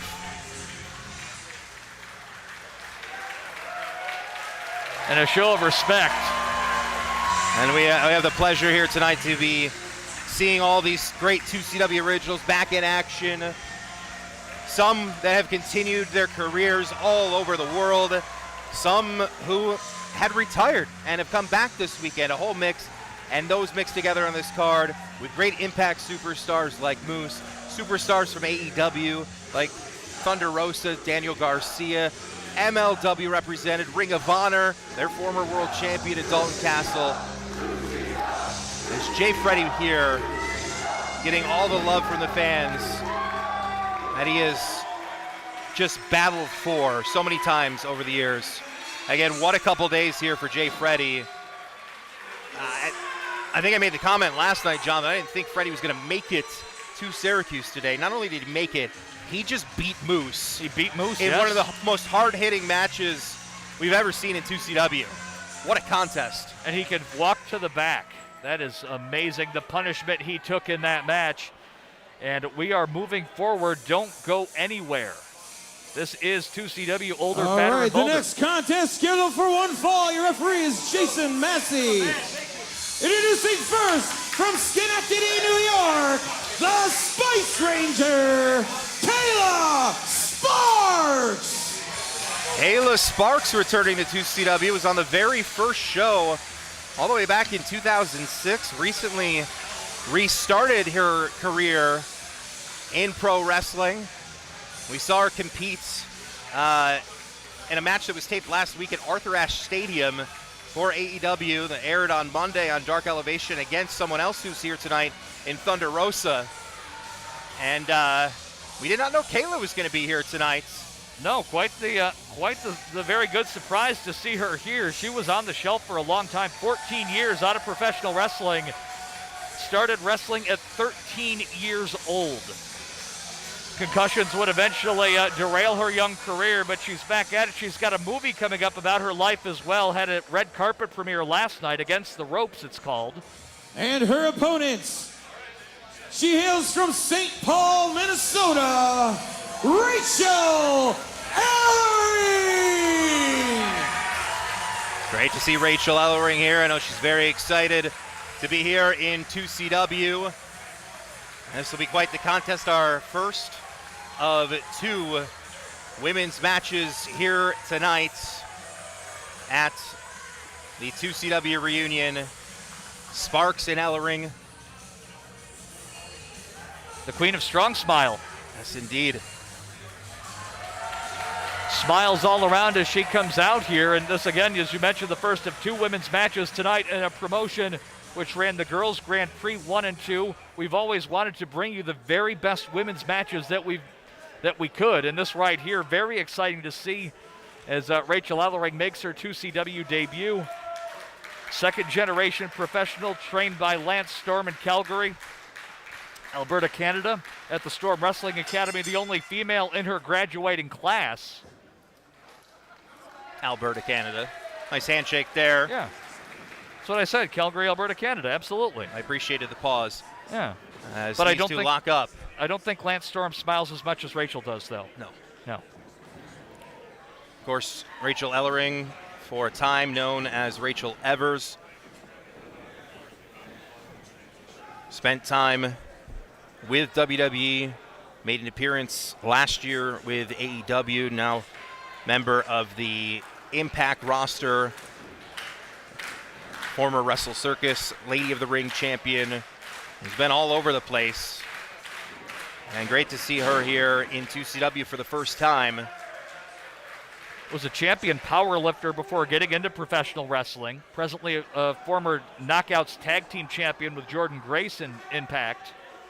And she's going to work on the arm of Kayla Sparks. And Kayla's had a few matches since coming back from her long layoff, but you have to wonder maybe if there's still a little bit of rust there, being out of professional wrestling so long. Even though that she started at 13, it's not quite like riding a bike. Certainly not here is now, well, what is Rachel looking for here? You mentioned that tag title run in Impact with Jordan Grace. That was earlier this year. Kind of ended up as a tag team together, and great chemistry kind of immediately shown before they had dropped those titles back to Fire and Flava. As Ellering taking control here in the center of the ring.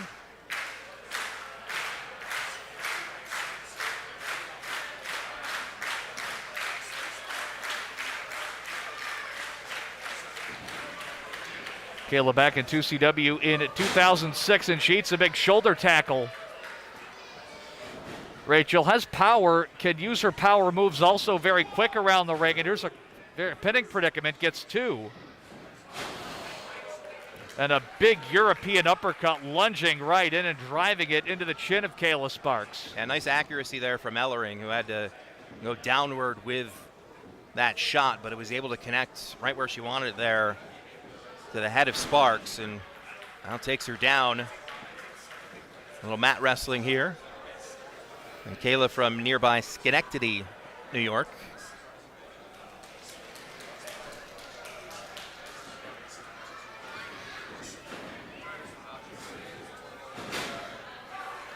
Will go behind from Kayla. And Rachel now driving her down, maybe thinking an armbar here. Mentioned Rachel can get all over the ring, one of her finishing maneuvers. She bounces off the ropes, twisting leg drop. Very successful with that maneuver. That said, she's going to have to do a lot more to keep Kayla Sparks down to even be able to set that up.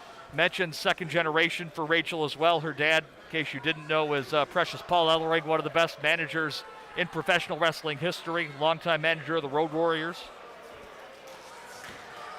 That being said, Rachel charting her own path, going into Canada to train initially and has been pro ever since, starting that training after working as a power lifter, winning a bronze medal at the World Championships in South Africa in 2004. Certainly a lot of strength, a lot of power behind her shots, and that chop as well on the outside of the ring. Heavy, heavy shot right there. Now showing a little bit of disrespect here for Kayla Sparks. Chatting with one of our wonderful fans at ringside. Kayla spent a lot of her time in a tag team, the Diva Killers back in the day, and just recently returning to the ring. But last week, wrestling Thunder Rosa for AEW in front of 20,177 fans at Arthur Ashe Stadium. There's that bottom rope springboard leg drop, and Kayla Sparks kicks out. 20,000 fans in a non-wrestling venue, mind you. Never had professional wrestling before.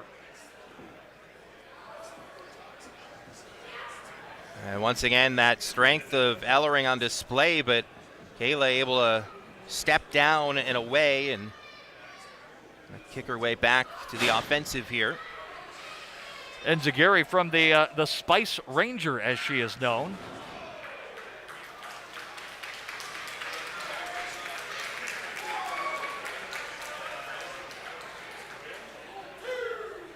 And the count being put on. Again, this is 2CW's older, fatter, and balder. We're on only match number 5. Still a lot left to go.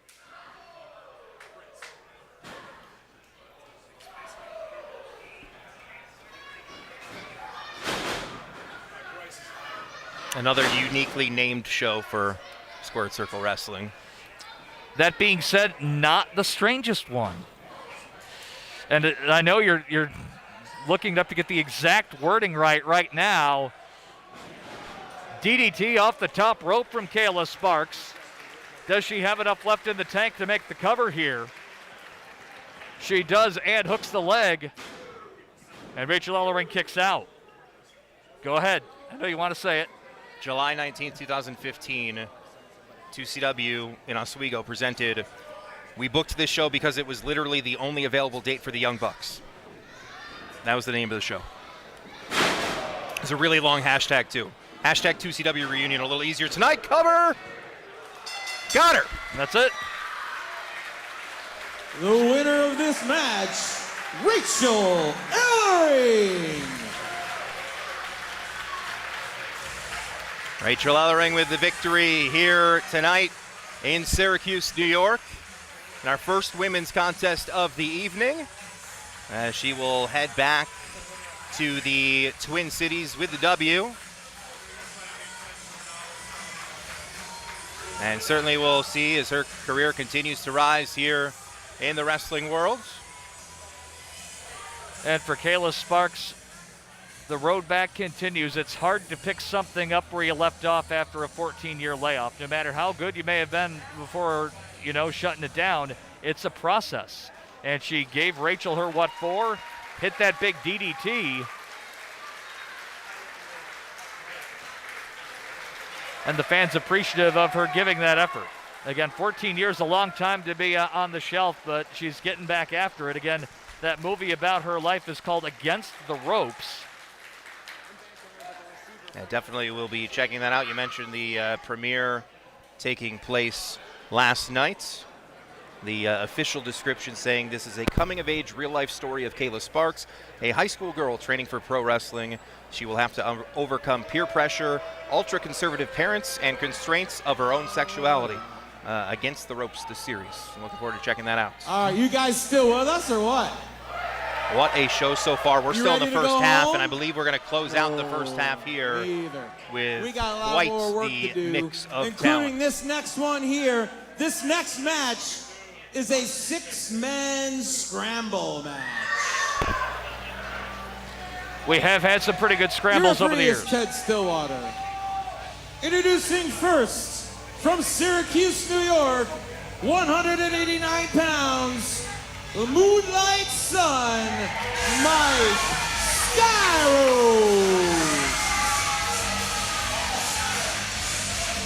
The Moonlight Sun, Mike Skyros, fresh off a victory over Slik Wagner Brown last night, channeling Venom as he comes out here.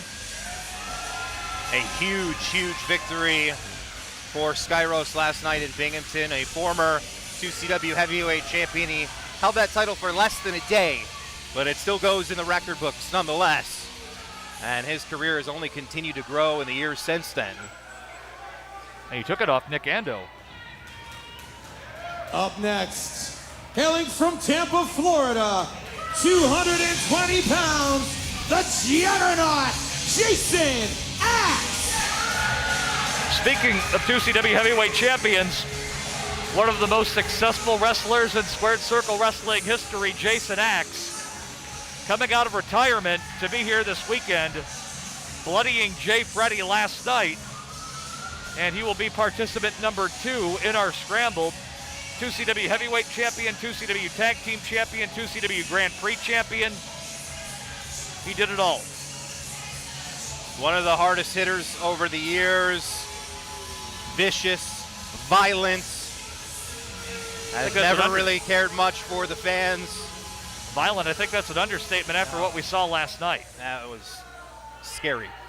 Contestant number 3, he hails from down by the beach, 200 pounds, Cheech.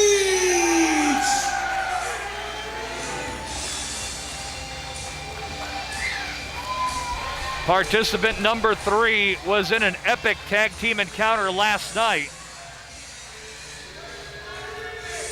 Someone that's been 2CW through and through, even though he originally came in with a warring faction from NWA Upstate. But we love him. It is Cheech, part of 2 Infinity and Beyond. One of the most underrated guys out there right now. Without question. First saw Cheech wrestle back in the Special K faction in Ring of Honor all the way back in the day. And he's another guy who's just gotten better and better over the years. So much tag team success, but we've seen him in singles classics, including against the phenomenal AJ Styles here in 2CW. You mentioned that match last night in the main event at Living on the Edge 11 as he teamed with Colin Delaney against Dark Order. The night before that, he wrestled with Colin for AEW at the Blue Cross Arena. Contestant number 4. And we're only halfway through He finding out hails who's in this from match. Binghamton, New York, weighing 230 pounds, the hybrid, Sean Carr. Another former 2CW heavyweight champion who may have gone a slight attitude change since we have seen him. Not one for the better either. No, I was a little surprised by his actions and his comments last night in his hometown of Binghamton. And I mean, Sean Carr is certainly another one who's been making a bigger and bigger name for himself since the closing of 2CW back in 2015. And he's back in 2CW for this reunion. A little bit of a different attitude, a little bit of a different hairstyle, but still that mix of some high flying, some hard hitting, some of the most pinpoint accurate super kicks you're ever going to see. So we've got 4 of the 6 here. He might be the only one with more hair than everybody else. Contestant number 5. He hails hails from Baltimore, Maryland, 175 pounds, Rich Swan! Time to have a little fun. Bust out your dancing shoes at home. Sean Carr does not want to dance right now, but we saw Mr. All Night Long last night dance the night away in Binghamton. As the fans all on their feet right now, clapping along to the theme of the number 10 ranked wrestler in the PWI Top 500. A guy that's only 30, but yet is a seasoned, experienced veteran that's traveled the world.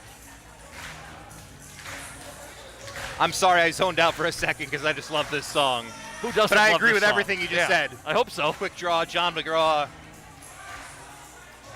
Feeling it here, a little Lionel Richie. Wait for it to really kick in, though. There we go.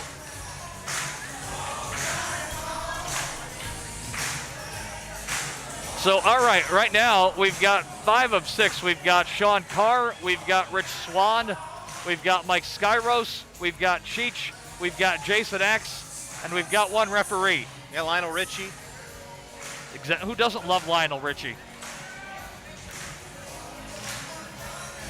For that matter, who doesn't love Rich Swan? Absolutely nobody. Yeah. Rich Swan, so good to see him back in 2CW. And again, so great to see how his career has progressed. He spent years and years in 2CW, singles matches, tag team matches, moves on, Impact World Championship victory, and this year, the number 10 ranked wrestler in the entire world by Pro Wrestling Illustrated. Such a pleasure to have him back, and busted out those dance moves after the opening contest last night, and we're right back to the fun here tonight. That might have been a moose pump right there, too. Those are some serious dance moves. Again, an experienced veteran. We saw Daniel Garcia earlier. He's 23. Rich Swan, when he was 23, already was working all over the world at Dragon Gate, teaming with current New Japan champion Shingo Takagi. That was when Rich was 23. And now look at him. And look at that split. I think if anybody else did that, we might need to call the paramedics. It hurts to watch it. Yeah. All right, 5 out of 6. Well, who's it going to be? We still got a lot of guys back there.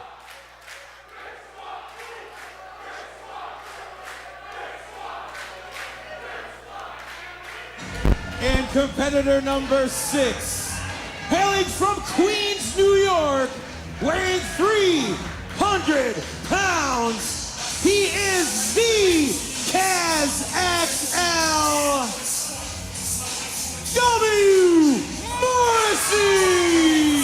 Oh boy. Looking at some of the reactions in the ring, especially Cheech, who did not see this coming. I mean, that's the aspect here. We didn't know what to expect, but these wrestlers not really knowing what to expect as well, as this gigantic powerhouse, who we once knew as Big Cass, W. Morrissey, just stepping into the ring that easily. I mean, the size, as I guess Enzo would say, you can't teach that. No, you definitely can't. No, he is. He just stepped from the floor into the ring with 2 steps in about a half a second. Who does that? W. Morrissey. Yeah, you're right. This is quite the 6-man scramble here. And Cheech has already walked down the entryway. I don't think he wants anything necessarily to do with W. Morrissey, nor do I think anybody else does. Skyros, Axe, Carr, Cheech, Swan, Morrissey. What a mix. Who's going to draw the short straw and jump in there first to test W. Morrissey? I wouldn't want to. No. I'm fine here. And we've got 6 wrestlers, 1 referee. It's a 2CW scramble.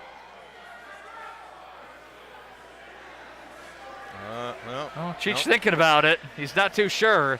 Meanwhile, Jason X stalking along ringside. You just saw him move across your camera view. Everybody's waiting for a tag in, and I don't think one is coming. All right, well. Okay. Morrissey's going to let others start this contest since Nobody wanted a piece of him to start. Oh, okay, so looks like it's going to be Sean Carr and Mike Skyros. These two have a bit of history. Of course, Sean Carr, former 2CW heavyweight champion, won the championship in a four-way featuring Mike Skyros and Binghamton, ultimately pinning Jason Axe in that four-way match to win the championship, albeit said title run ended when the lights went out in Watertown on November 29th, and the Death Machine, Sami Callahan, emerged to shock everybody and win the heavyweight championship from Sean Carr. And Sean just has kind of gotten a little angrier and bitter ever since. Beautiful rolling cradle by Mike Skyros. And a drop kick. Nicely done by the Moonlight Sun. Mike's career just getting going as 2CW was ending. Just kind of unfortunate timing with that, and he slams right into Sean Carr with that mosh pit style leap.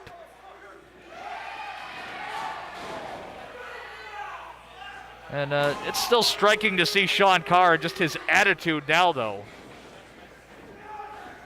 Oh wow. Blue Thunder Bomb and Cheech wisely in to break it up. I believe this is one fall to a finish. It's not an elimination style. So if you don't get in and break it up, that's it. So Cheech helping out 4 others there as well to keep this contest going. The Psycho knee from Cheech. Oh, almost seeing that big clap we used to see. Oh. Hello.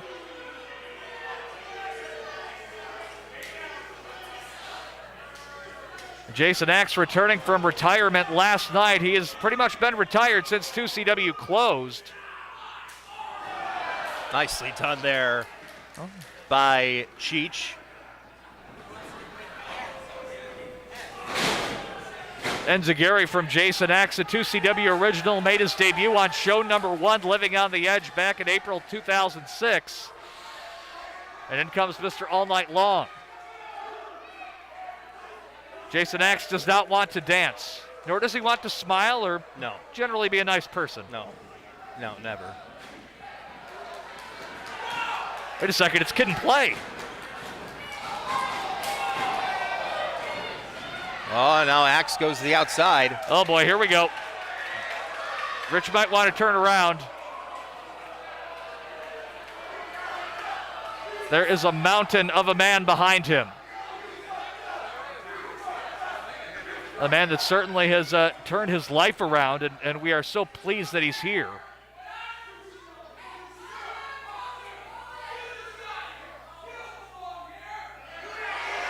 Well, I don't think Jason Axe is, oh my goodness, is going to win that argument. And Morrissey with that big right-handed shot.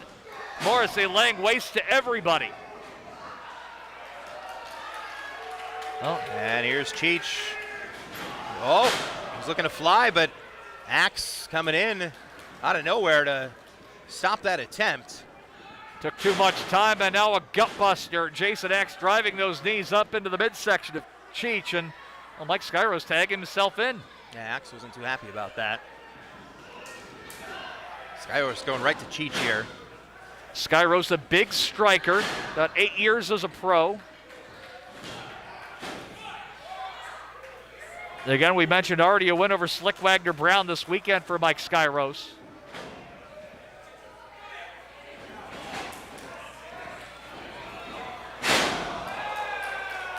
Innovative offense from Cheech. He doesn't see Sean Carr coming in from the blind side.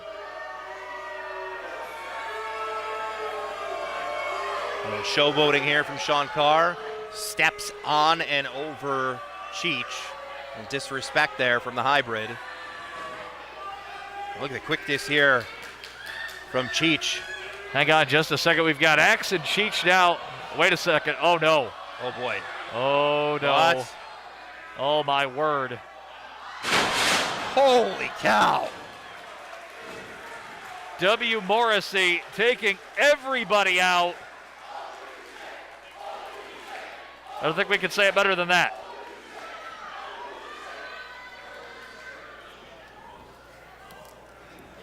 Now Rich Swann comes in.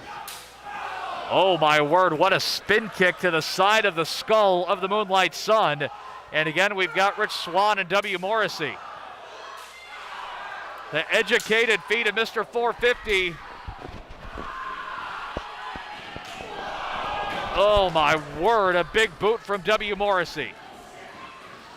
And this might be the only option to take him out. Everybody teaming up, and Jason Axe coming in with a splash in the corner. Now Carr with an E-strike, and Cheech cannonballs himself in. Nope. Still not going to get the clap. I mean, some of us try to avoid that. Got to go up the street for that here.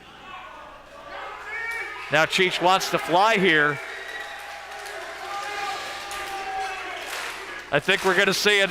If you've seen Cheech before, you know what's coming, in the crowd solidly behind him, and Cheech knocks everybody down on the floor. Air Cheech. Breaking out his best Vanna White skills here right in front of us in the entranceway. I mentioned Cheech, one of the most underrated wrestlers in the world. Especially the week that he's having right now. Right. If a major promotion doesn't sign him, and I mean, after this week, I'm going to be shocked. Well deserving here. Yeah, Fisherman's Buster from Axe, and wait a minute. Axe and Carr forming a team here, but it does not end well. Double clothesline from W. Morrissey. Oh. Carr fighting it a little bit. Still fighting it. Finally, he's up and down he goes. And Jason Axe is in the wrong part of downtown Syracuse. Oh, boy.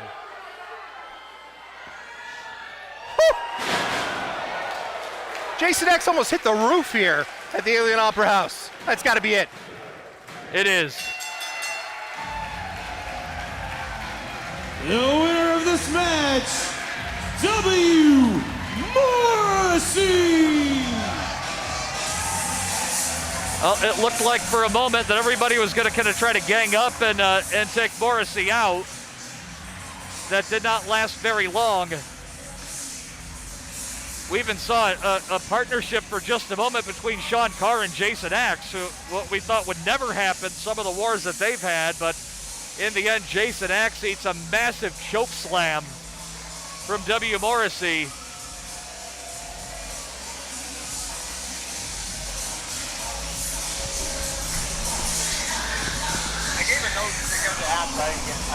What a battle we just witnessed. The six-man scramble. W. Morrissey scrambling the competition. Hang on, we're not done. And Sean Carr eats a big boot.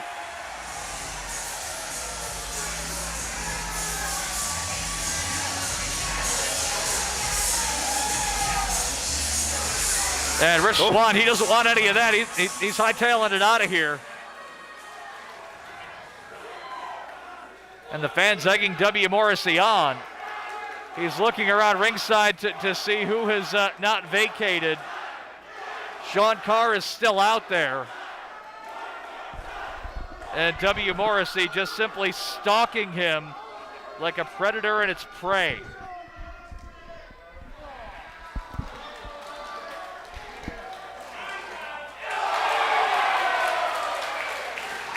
Another big boot for Sean Carr, and they may have to scrape him off the floor here in Syracuse.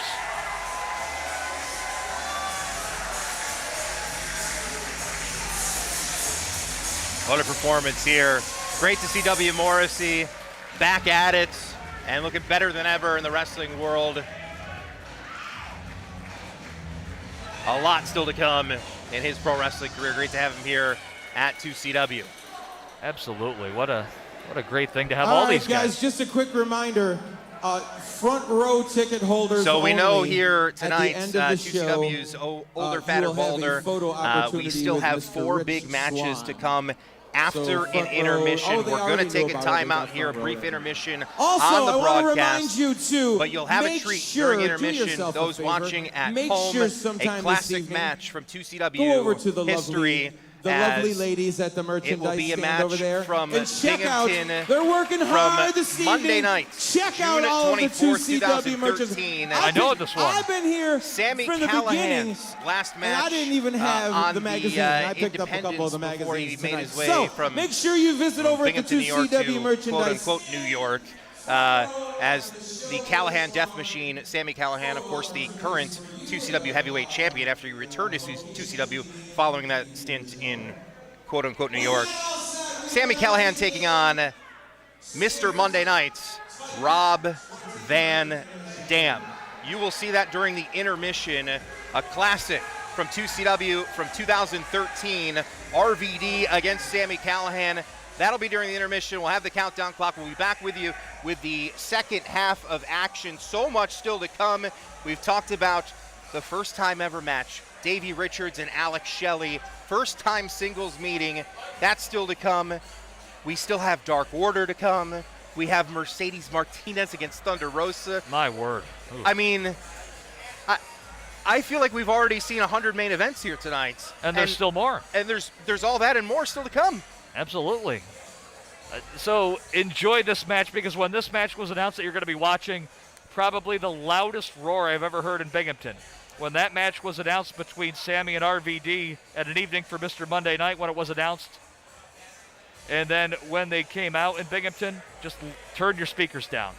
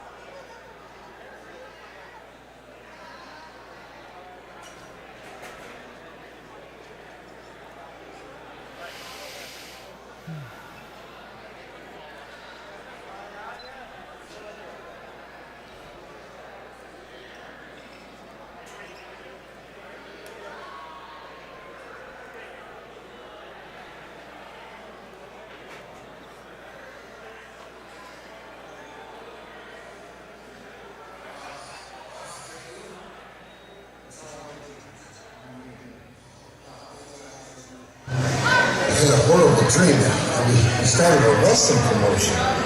And then like the WWE started seeing our talent. And we gave them the big middle finger. And then we had to go back in time. But when we went back in time, it just messed up everything else. It's okay, Tate. You're back here in, 2021. 2021? I know the story, dude. I had to bring you here to the future because we have a 2CW show to save you. I know we're trying to save the world, but like, you told me that we couldn't have any fans in the building, and it's just not a 2CW show if we can't have fans. Where are my fans? Oh, they're right over there on my hope chest. Oh my God, it's my brother. Quick, put your pants back.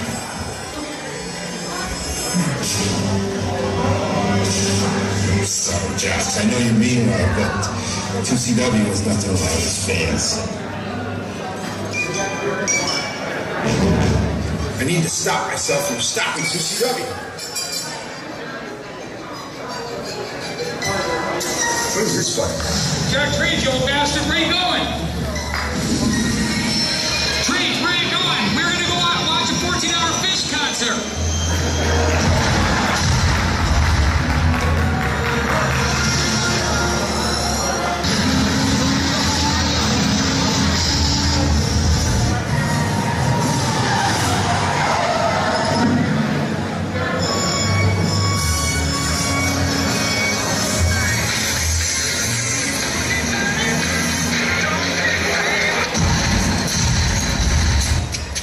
Jack Trades.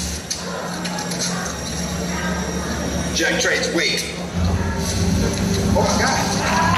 You're the future? I have to tell you about the future. On the night you go back and stop 2CW from existing, terrible things are going to happen. Must not stop 2CW from happening. Keep 2CW going. But why? I mean, it just made us miserable. But it gets so much worse. You have to believe me. The world depends on it. The world? I guess. I mean, you put that way. Great. I have to get back. I'm sure. But wait! Is there anything else I should know about for the future? Your future hasn't been written yet. No evidence. Your future is what you're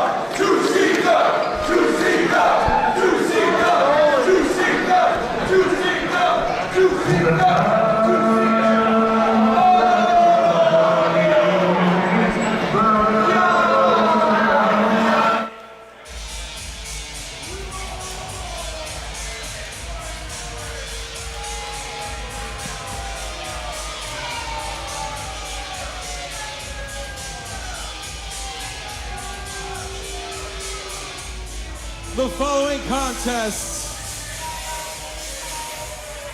is a 4-team tag team match. Introducing first team number 1, accompanied by Triple S, She-Height, Suicide Sweet. From the House of Sod, 9 feet 11 inches tall, weighing 911 pounds. Dirty Bomb Dewey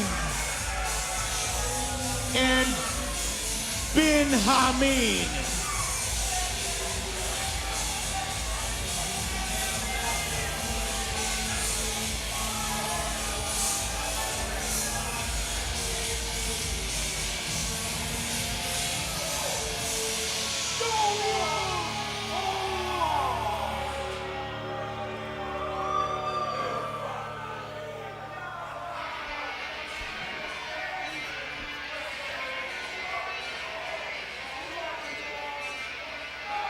Well, we are back.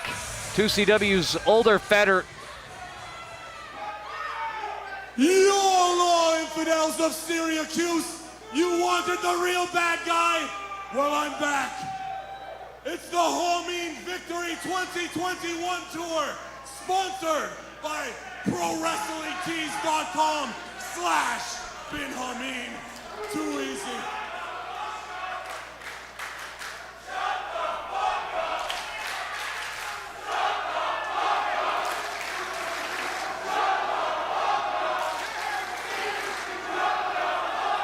Oh, you want some words, infidels? Victory in Afghanistan. 20 years of 9/11 truth. 33% higher gas prices. And only 3 or 4 more vaccinations.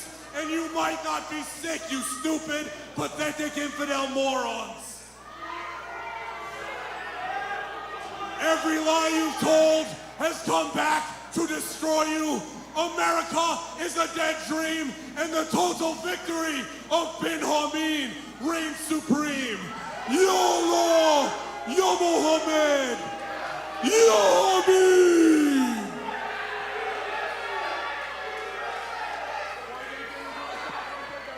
Did you think that a 2CW reunion show in Syracuse, New York was ever gonna occur without the legend, Rusty Hardwood?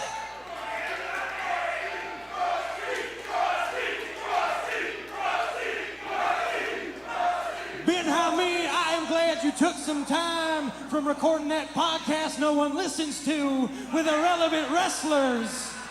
I'm glad you took some time from being a weirdo on Twitter to come have a match with the legend, Rusty Hardwood, who got his spot in 2CW. Now let me tell you, I can't do it alone. I gotta do it with one of the originals, one of the best to do it. Take a look. I know he's familiar to you. The Beast.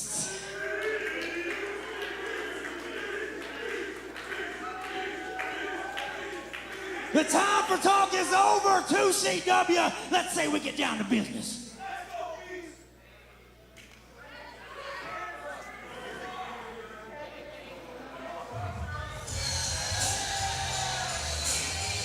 Team number 3, Studley, Steve McKenzie, Steve Cruz, Killer Steve! Well, we're back here with tag team action, and why do they keep giving Bin Hameen the mic every time? Either way, Rob Sanderson takes it.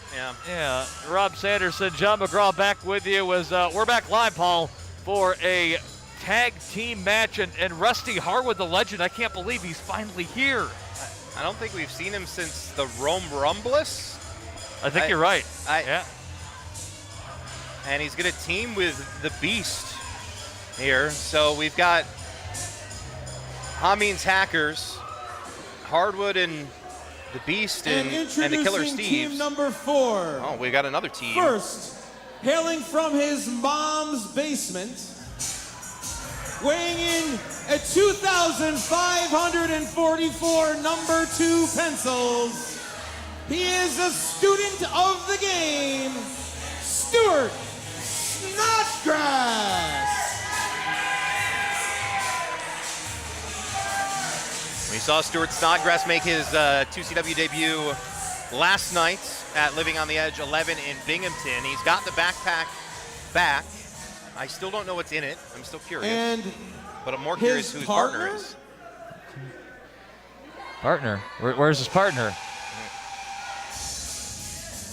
What? No way! It can't be! The crowd's on its feet! They know who it is. We know this Mexico, song! New York!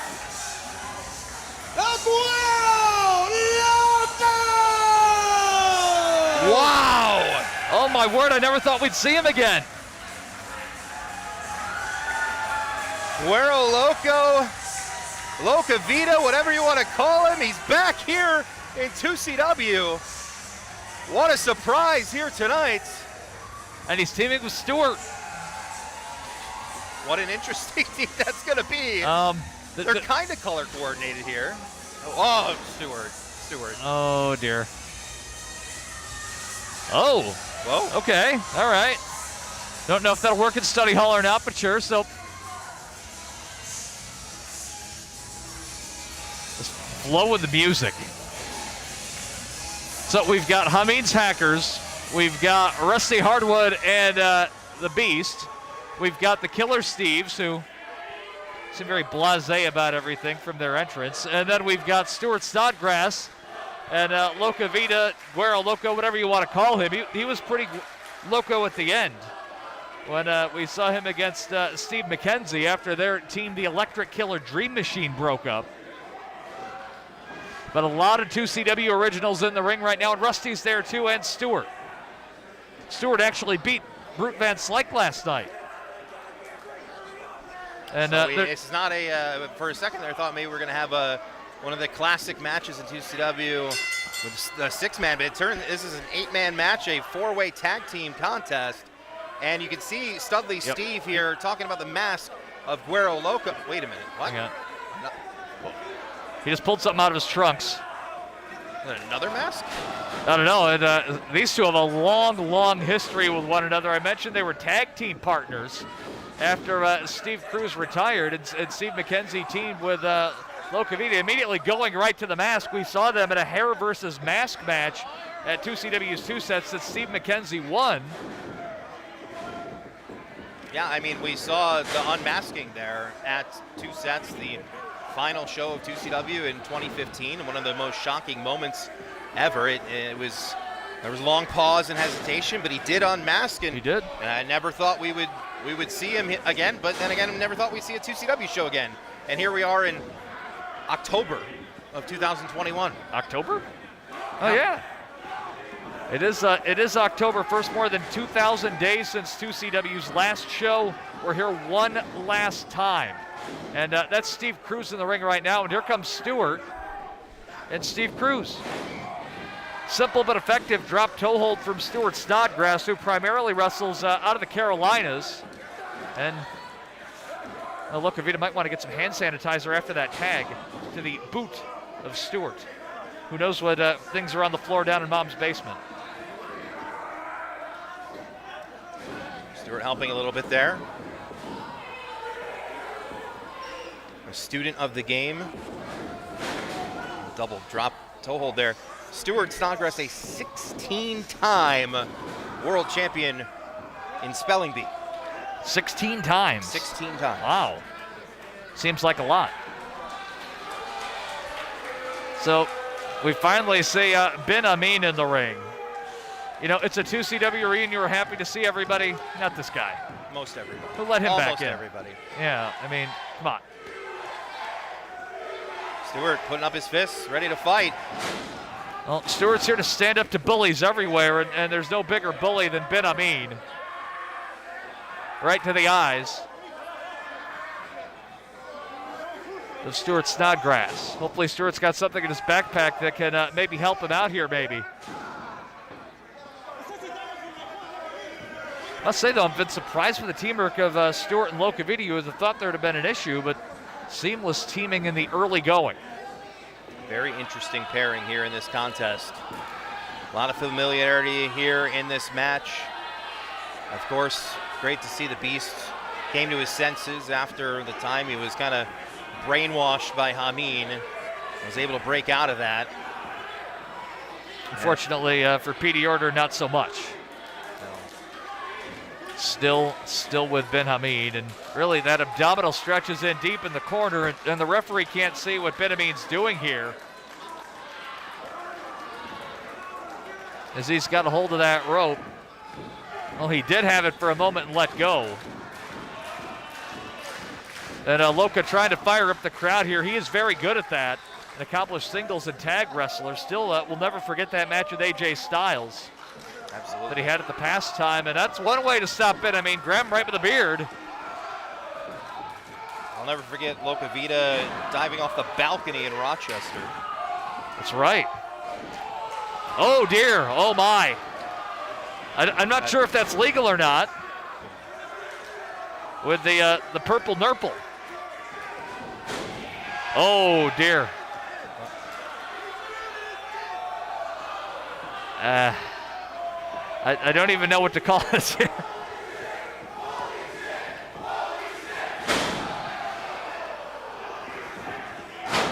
And a big splash follows that up. And a kick out at 2 from Stewart, the master of the final exam. It's study hall over right now, and we've got one of the Killer Steves in, Steve Cruz. Killer Steves, of course, are one of 2CW's original tag teams, debuted on night 1 against All Money is Legal. Masters of the Tables match in just about every tag team tables match in 2CW. And a double flapjack on Stewart from Studley Steve McKenzie, who's now in the ring with that cover. And it's 1 fall to a finish, so Ben Amin and P. Order in to break up the count. Well, and in comes the Beast, and he's going to get him some of Ben Amin. No control of this contest right now. Now it's all broken down here. There's 1 referee, and we've got 4 teams. Hang on. The Beast directing traffic here. Hang on, Rusty Harwood's going up top. Well, maybe not for Loca Vita. Here comes Rusty. Air Rusty Harwood. Taking out everybody. He's been working on that trampoline, hasn't he? He is something else, that Rusty Harwood. He's been waiting to be on the show, told no so long, and he's persistent. Yeah. He wanted his spot, and here he is. Dreams do come true. Steve Cruz, this is not going to come true, trying to give a German suplex to the Beast, and that did not go well. Double team from the Steves, lights out kick and a flatliner. Takes out the Beast. Stewart still hurting in the corner. Well, so we're down to the Killer Steves, it looks like, with Stewart and Rusty. And now a double team on Rusty Harwood from the Killer Steves. And down goes Rusty, and the most experienced of the 4 teams, the Killer Steves, who've been at this for some time. Hang on just a minute. Stewart dialing up the Dream with a bionic elbow. Nicely done. What kind of insults do you think Stewart uses people? I don't know. I'm gonna beat you up, Buster. Yeah, why not? Oh, hang on a moment. He's using Rusty as a weapon right now. Spinning around like the top of his hat. I don't think Stewart realizes his partner's in there. He's gonna make himself dizzy. Yeah, this is not gonna end well. Hang on, no, Rusty gave it up. Rusty gave it up. I thought I heard a bell. Maybe not.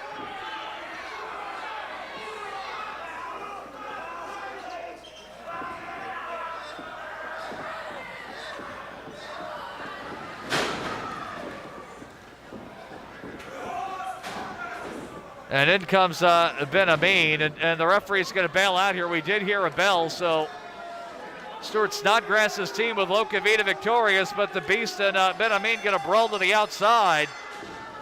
There's another one of Ben Amin's lackeys has that flag. And the brawl is still going on here. Fighting into the back. And so Stuart Snodgrass, 2 matches this weekend, 2 improbable victories. Last night pinning Brute Van Slik. And I think they might need to get a Dizzy Stewart scraped off the mat here after those airplane spins. The winners of this match, Stuart Snodgrass and Loca Vita!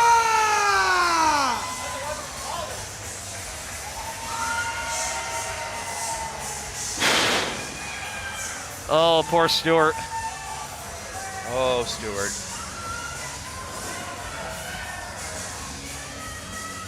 But if there's anything that's going to bring him back to life, it's some Ricky Martin and some dancing. Stewart still kind of on his feet, sweaty, certainly Put a lot of effort into that contest. I don't know if...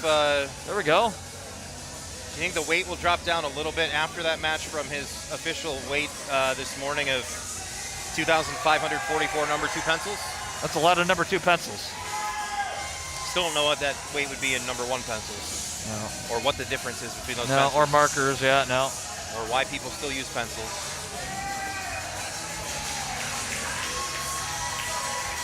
So the improbable return. Hey. Well, whoa, we get this guy away from the table. Get out of here. No, get this guy away from the table. Hey. Where's security? Security, anybody? Anyone? Someone? Classified. Wait a second. Classified what? Vaccine fakeness. Ban this YouTube. Ban this video. Vaccine. Hey. Bin Hameen trying to get this shut down. The free live stream on YouTube. Shut this down, pal. He's gone, thankfully. That was uncomfortable. Where the hell is security? You guys still ready? Good. I've been asking myself Good, that. because we're not done yet.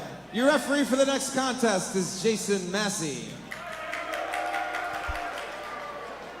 And that next contest we speak of is scheduled for one fall. Exactly.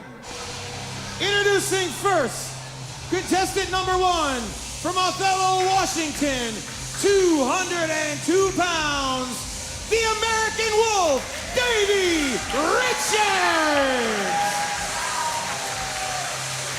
Here we go. First time ever anywhere. Not a tag team match, a straight singles match. The gentleman that is now in the ring, now known as the American Wolf, Davey Richards. And he is going to go one-on-one with Alex Shelly. You're only seeing it here in 2CW. I'm still in disbelief that the singles match has never happened over the years. And what a treat it is that it's happening here tonight. These two have battled each other in this promotion before in tag team action. December of 2010, here in Syracuse, 3 blocks down the road, the American Wolves against the Motor City Machine Guns. Tonight, we get the singles match, and this is gonna be something. And his opponent, he hails from Detroit, Michigan, weighing 215 pounds, Alex Shelly!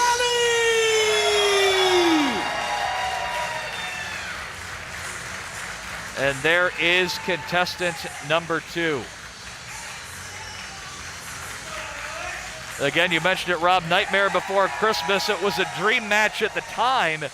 Little did we know, in 2021, we'd have Alex Shelly and Davey Richards at a 2CW reunion. We've seen Alex here primarily in tag team competition with the Motor City Machine Guns, of course, longtime partners of Chris Sabin. Davey was here as part of the American Wolves with Eddie Edwards, a former 2CW tag team champion. Also has wrestled in singles competition. Davey recently coming off a very long layoff, had his first match in nearly 4 years, not too long ago. But since then, he has been shot out of a cannon, literally wrestling everywhere. And for a guy that was on the shelf for nearly 4 years, he looks absolutely fantastic. I believe this will be Davey's 7th appearance here in 2CW.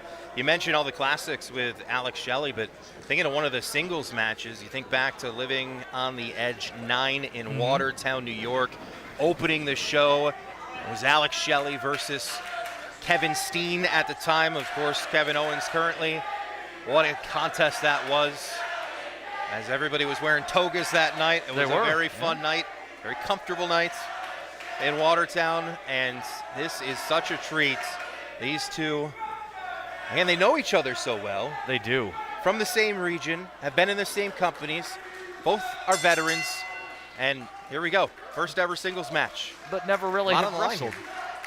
They've been kind of the same places, more or less at different times, whereas Alex may have been in TNA when Davey was in ROH, and then Alex was in Japan. Davey was in ROH, so it's never really kind of come together for them to have a match, but now we've got one. And we've seen Davey Richards reignite his career He's already had some fantastic matches, especially in the last couple of months. Made his way to MLW. Had an absolute classic in Chicago against Daniel Garcia. Those two are going to meet in Buffalo again next weekend. All right, now they're focused on each other here. I mean, when you've known somebody for so long and it's your first time meeting them, you definitely want that victory. A lot of pride on the line here tonight. And still a lot to come here after this contest as well. What a magical night here in Syracuse for this hashtag 2CW reunion. A very aggressive collar and elbow tie-up to start. Now a Greco-Roman knuckle lock from Davey Richards. I got to be honest, I just want to sit here and watch these two. I don't even want to talk. That's not going to happen, of course, but... Now Alex applying the stranglehold. The very successful tag team wrestler. Has had singles gold. Was at one time an X Division champion. But primarily Alex succeeding in the tag ranks as part of the Motor City Machine Guns in TNA, and then as part of the Time Splitters in New Japan. Davey has won championships everywhere, both as a singles wrestler and a tag team wrestler. We could go through both their resumes, but if you're watching, you pretty much know them. Nice takeover there by Davey. A little bit of a more slow-paced, technical, thought-out start to this contest. Not the man rushing anything here. Yeah, the feeling out process, I think would be the best way to describe it. And Davey immediately looking there for a move out of the Sami Callahan arsenal. Just wrenching on that leg.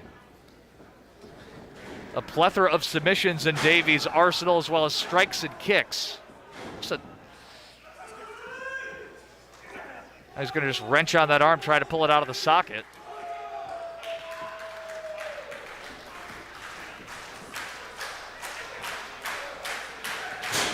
And say also this match is sellout at the curtain as well. Everybody's been looking forward to this contest. There's been so much buzz on the internets. The interwebs, yeah.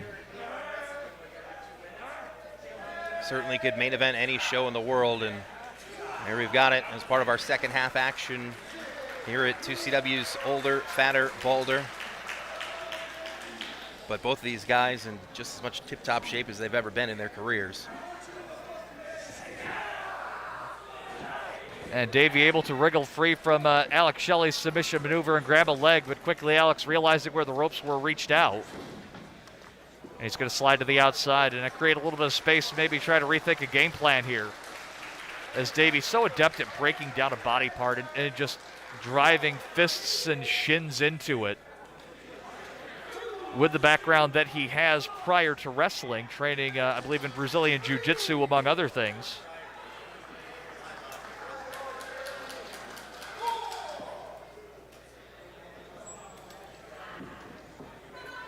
Shelly stepping back in here. And Richards ready to attack.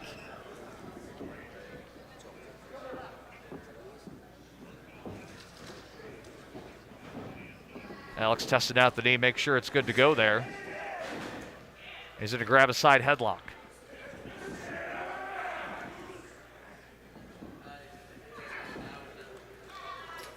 Maybe trying to power his way out there, but Shelly holding on.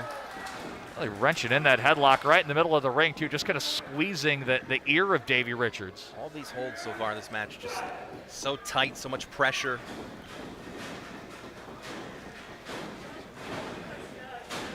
Shelly tried to hold on, but couldn't. And almost what Davey needed there. Hold on. Right into the surfboard, and Davey had that set up immediately when he went into the pin. He figured that Alex was going to kick out. He hung on, rolled right through, keeping the control there. And he turns it into a pinning combination. Now Alex Shelly turns that around into a surfboard of his own. I already feel like I'm watching artwork, John. Perfect ring positioning as well, right in the middle of the squared circle. Into a pinning combination, gets two. And now Davey Richards, his turn to go to the outside, maybe rethink some things a little bit. We saw Daniel Garcia earlier. He's a very intense young man.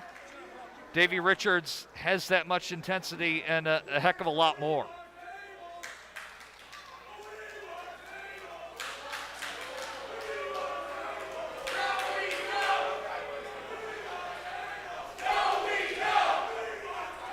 There's always that one guy.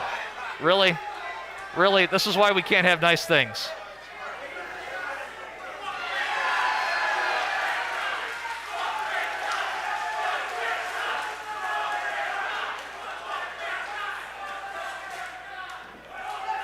And a little bit of a handshake there, and that was a short-lived handshake. Davey going right to the midsection of Alex Shelly. You do not want to turn your back or keep your gaze away from the feet of Davey Richards. They could strike at any moment.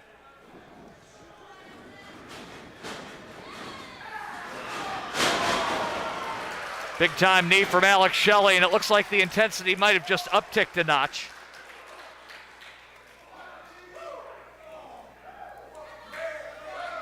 But still very measured.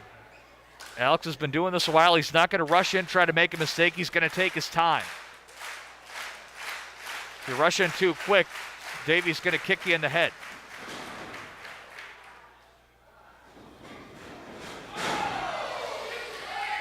Shelly able to cut that one off. Stops Davey, knocks him down. Davey looking to see where he is. Whoa. Well, Alex baited him in. Now the ace crusher over the top rope from Alex Shelly. Up and over he comes with a big splash. And Davey Richards kicks out. Shelly using the ring to his advantage there. Those steel cables with a little bit of tape on top of them. Using that almost as a legal weapon, so to speak, here. Adding it to the arsenal. What a match this is so far. Do not turn away from the screen. You might be liable to miss something. Here goes Davey for the ride.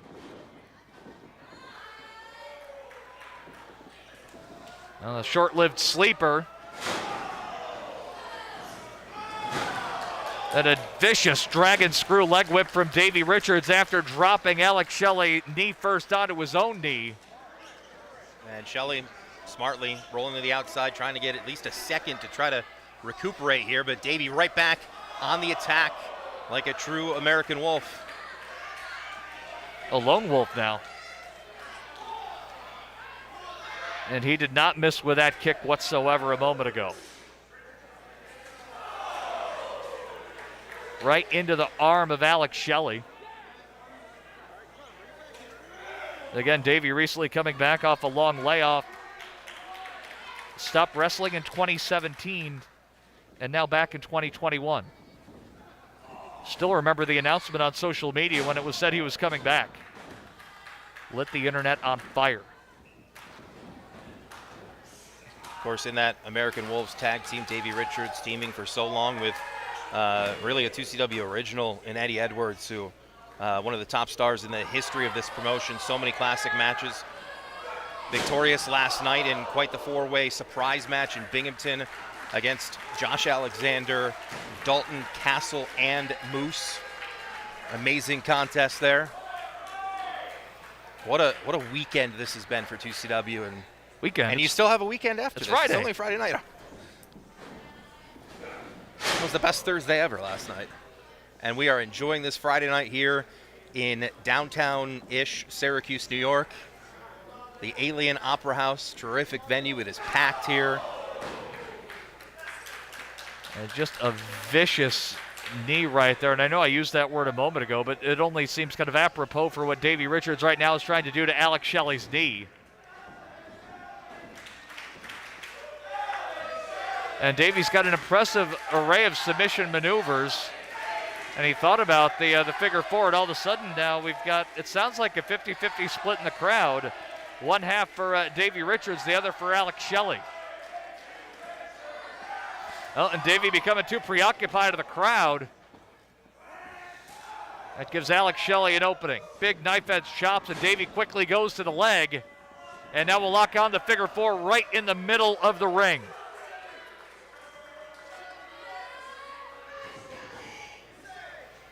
Davey, a former 2CW Tag Team Champion with Eddie Edwards. They won the title, shocking everybody at Living on the Edge 5, beating Up in Smoke. only to lose them to a very dastardly team at the time of Colin Delaney and Jimmy Olsen, or Colin Olsen, I guess, then the Olsen twins. And Alex Shelly reaching out. He'll get a break here.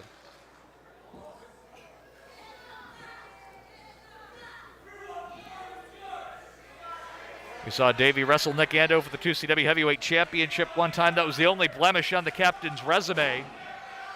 Got disqualified, though retained the title against Davey Richards at 2CW Serves the Servants.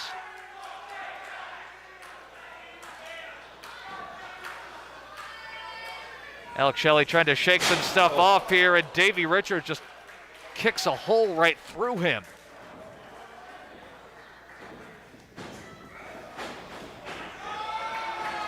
Well, Greco-Roman thumb to the eye, and my word, what a chop. Oh. Heavy, heavy hits.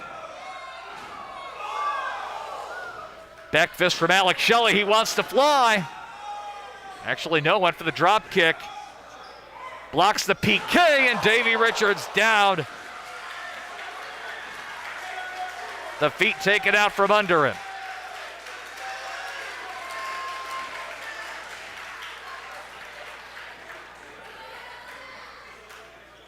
Again, this is 2CW's Older, Fatter, and Balder. You can hashtag this 2CW reunion on Twitter. Shelly from the top, flying body press. Ricochet so hard off the ring he can't turn it into a pinfall attempt.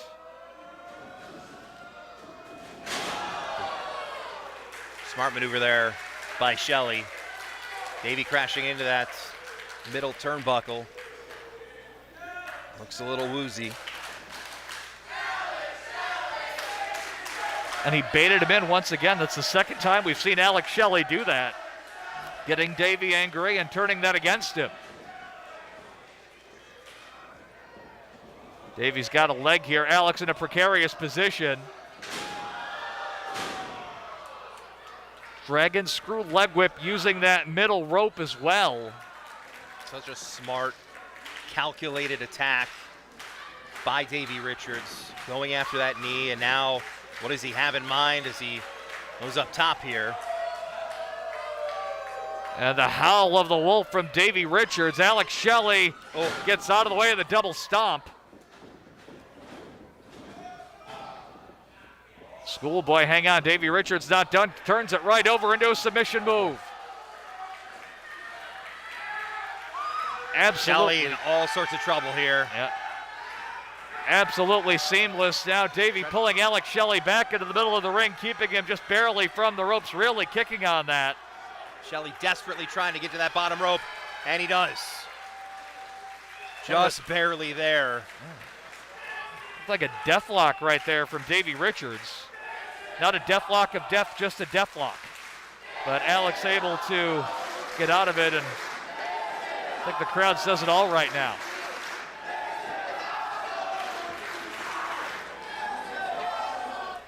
Did he just pull his shoulder? I think that's what we might have seen. Oh my. A little bit of a wild card here, and Davey right back to the attack. Knee strike on the point of the nose. Still enough wherewithal for Alex Shelley to block the suplex. And a knee strike midair sends Davey Richards tumbling down to the canvas. How much time must you spent in the ring to be able, when you're upside down, blood rushing to your head, do you know to throw a knee at someone's head to break it up? Speechless watching this, John. This is an absolute masterpiece here. I mean, we knew it was going to be good, but yeah, this is something else. And well, we saw the intensity rise earlier. Davey ripping off the tape.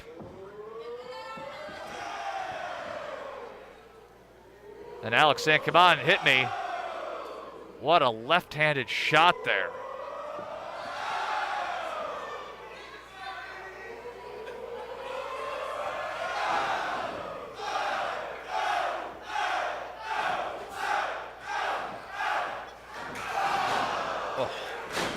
ended with a spin kick, vintage Davey Richards. Such a hard connection there, that lower midsection. Knocked the wind out of you. Oh. Alex Shelley with a super kick, but Davey counters with a big roundhouse. Back and forth. Beautiful. Sliced bread number 2 from Alex Shelley. But how much damage did he do to that knee when he landed? He's already taken a couple of dragon screws from Davey Richards, including one using the middle rope for leverage. And he might have trouble standing here as he kind of crashed down hard when he came down on that sliced bread. Somebody has to win here.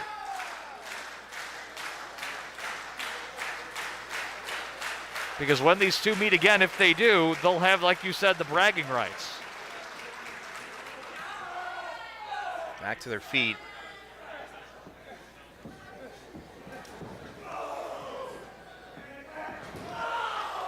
Such hard strikes from both of them. Oh. Right into the back of the quad. Just trying to...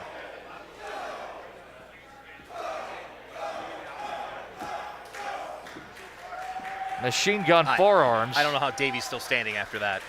Either one of them, for that matter. He's got to be seeing stars.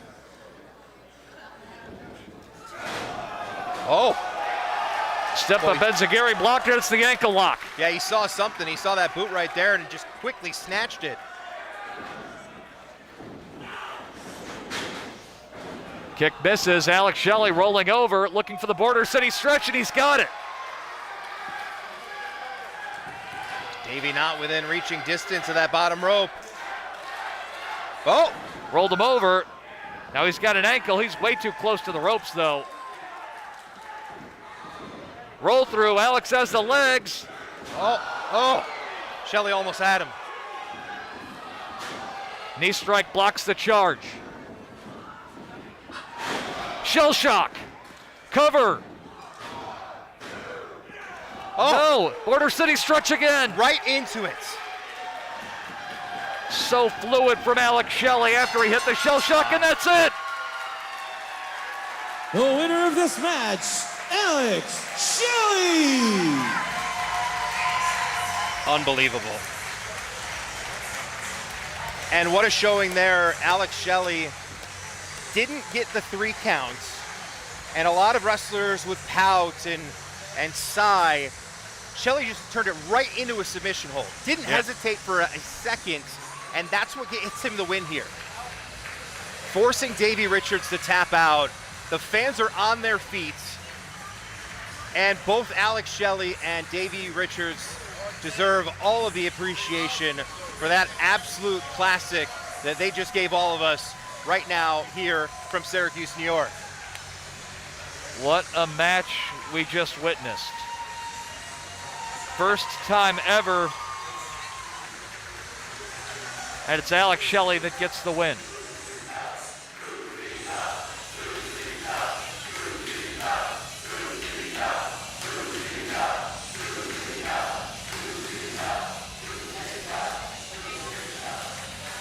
And we're still not done. That's the wild thing. We've still got more to go.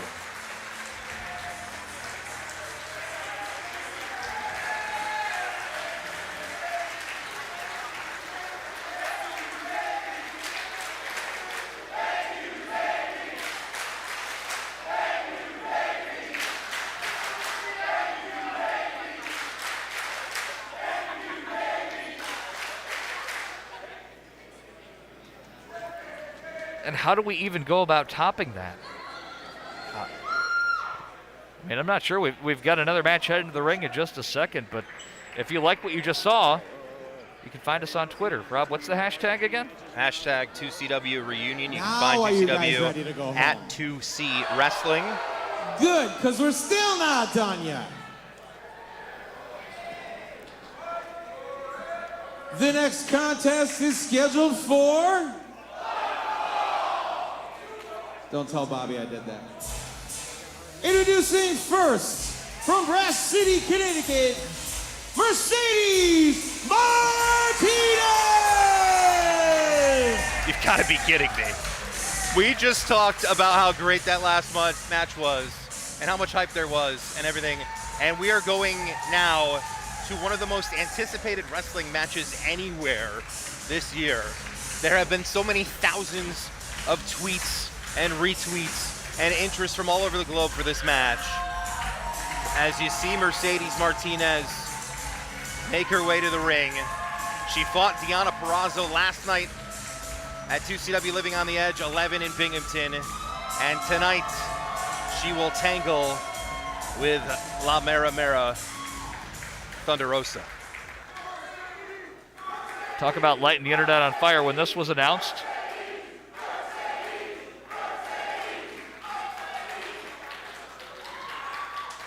And her opponents from the graveyards of Tijuana, Mexico, Thunder Rosa!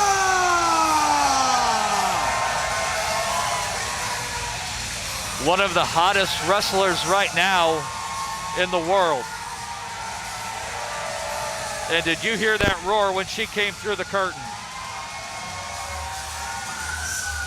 Thunder Rosa has as much momentum going for her as any wrestler in the world over the past year. A pleasure to have her here in 2CW tonight. Hard to believe, only 6 years as a professional. Has combat sports experience in mixed martial arts. Former NWA World's Women's Heavyweight Champion. Probably had one of the matches of the year earlier this year in AEW against the Doctor. And she is here tonight to take on Mercedes Martinez, just the second ever time these two have met. Wow. I feel like we're dreaming with all these matches back to back, main event after main event. A little sportsmanship here from these two women. So the smile on the face of Thunder Rosa. They've both clearly been anticipating, looking forward to this contest from all their comments on social media in recent weeks as this one gets underway. They know one another very well despite having met only once. They've wrestled a few different times in tag team matches. And just like that, Thunder Rosa is so quick into grabbing an ankle and just looking for a submission.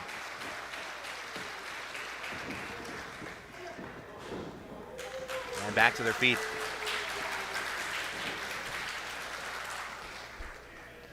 Thunder Rosa won that first match between the two.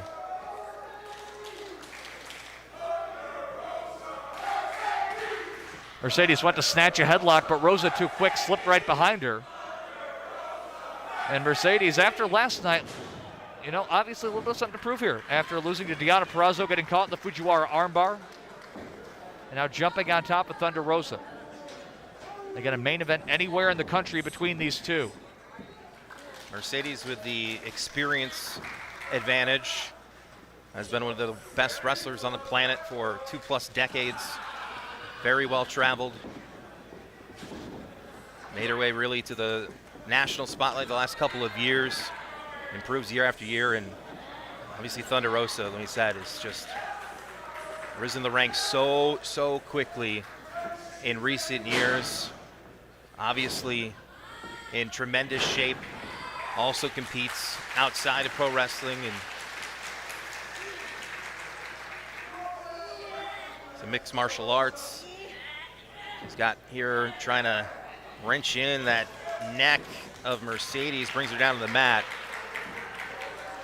Trying for a cross arm breaker, it looks like, and Mercedes could sense what was coming, immediately kind of curled up and got the butcher's grip, as it's known as, and then got over the ropes to break the hold. Rosa, you talk about the combat sports background, an adept striker, but also a very skilled submission wrestler too. There's not a lot of holes in what she has to offer in terms of her offense. I don't know what was said there, but a fan somehow made both of them laugh.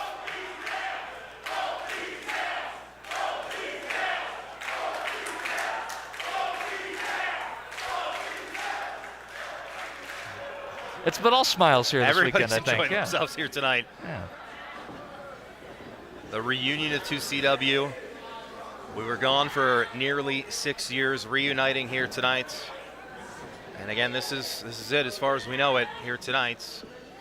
Though you heard from Sami Callahan in the very beginning insisting that because he had to miss this week due to injury, 2CW heavyweight champion Sami Callahan wants more in the future. I don't know if he'll get it, but for now we're going to enjoy this and treat it like this is it. And what a show this has been so far. And Mercedes, I didn't really see that coming. Little eye poke there. Well, it was all smiles a moment ago, and things quickly breaking down here. Mercedes, perhaps one of the hardest hitters in women's wrestling. Beautiful arm drag by Thunder Rosa. Now a drop kick.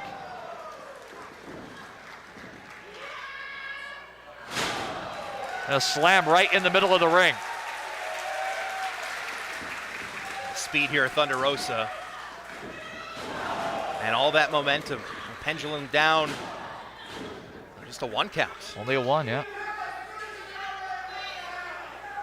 Somehow through the magic of television, Thunder Rosa just competing minutes ago on AEW Rampage. Did she use the time machine? Against Jade Cargill and Nyla Rose. Here she is with Mercedes Martinez.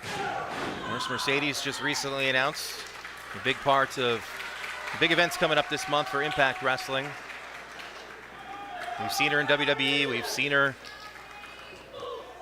in Shimmer. All over the place. Yeah, every women's promotion you could pretty much think of, she's been there and done that. 20-year veteran. She's been here in 2CW before at the Girls Grand Prix, got to the semifinals before losing to the Queen of the Ring, Sarah Del Rey. Now laying in some big shots in the corner. Ooh. And as she would say, that rugged and thugged forearm coming in. Oh!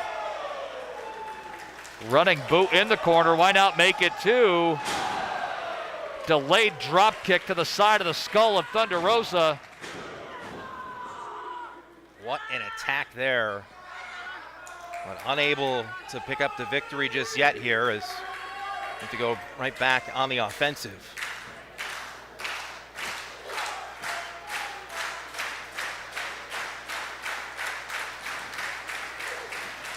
Huge European uppercut.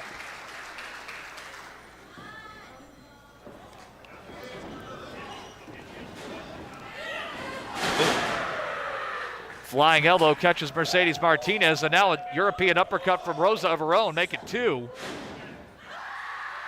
This intensity here from Thunder Rosa. Wow. Sliding lariat gets 2. Mercedes able to kick out. What power there. Thunder Rosa using her quickness and her strength. An advantage here. Looking to try to quickly set up what might have been the Fire Thunder driver. Mercedes floats over. Spins her down, nicely done. Not done just yet though. I believe there's 2 more Amigas to go. Ooh. Double underhook suplex.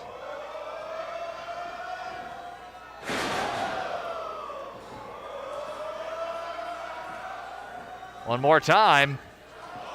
Nope. This is not going to go well for Rosa as Mercedes turns her over and drops her. That's got to be it. No! Well, Thunder Rosa able to kick out. You can see she is in a world of pain right now. And this match continues. If Mercedes, though, gets Rosa up in her Fisherman's Buster finisher, that might be the end. But she's going to have to do that and incapacitate Rosa to be able to do that. Just laying in those strikes right on that face paint with the half skull, the Day of the Dead face paint. When you come out with a half a skull on your face, what kind of mind game does that play for your opponent? And now Mercedes looking for the Fisherman's Buster. Wait, Rosa turns it into a cradle and gets 2. Right back to it. Oh!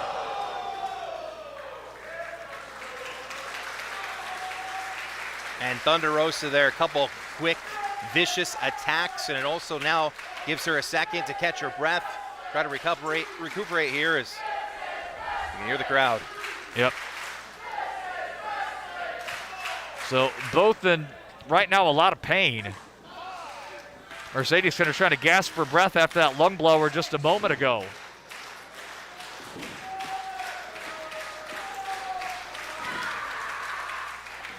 And the primal scream from Thunder Rosa, the running lariat in the corner. Up and over she comes with a double knee. Still not done just yet. As you said, La Mera. Oh, delayed drop kick in the corner.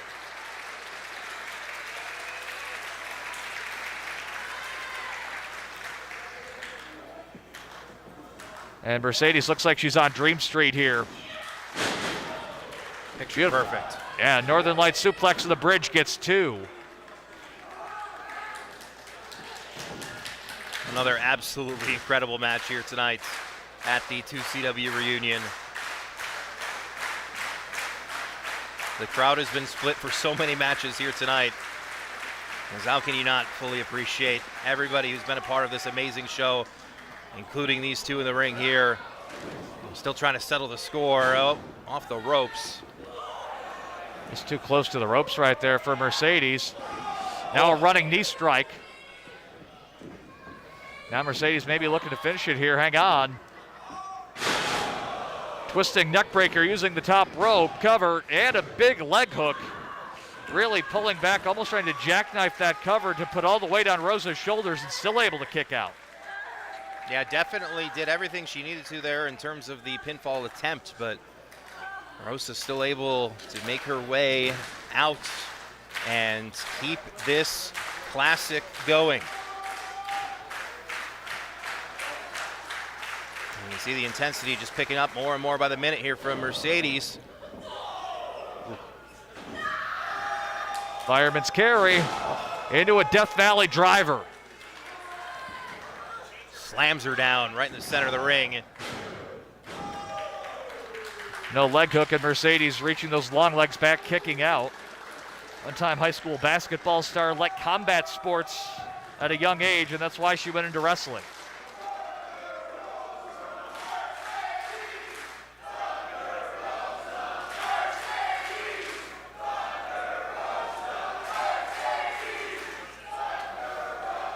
Rosa climbing the turnbuckles with her back to Mercedes may not be the best idea. And a clubbing forearm from behind. Oh boy. Thunder Rosa way up here and way down, crashing into the mat, but smart move there. And the frustration on the face of Mercedes because Thunder Rosa is able to escape to the outside. She needed to do that. Yeah, what a veteran move right there. Instantly knowing I'm in trouble, I better get out. And she did just exactly that, and she'll use up the count here. They're going to recollect everything on the outside, but Mercedes isn't going to wait for her. It was smart. She needed to do it, but also she rolled down to that bare floor pretty hard, too. So that's not going to feel all that great either. But back to her feet as these two just exchanging big, heavy shots to each other. The side of the ring here at the Alien Opera House in Syracuse. This has got to be one of the hardest hitting women's matches I think I've seen. Just hardest hitting matches in general. I don't want to stereotype it like that because I shouldn't, but these two are just laying into one another. Absolutely.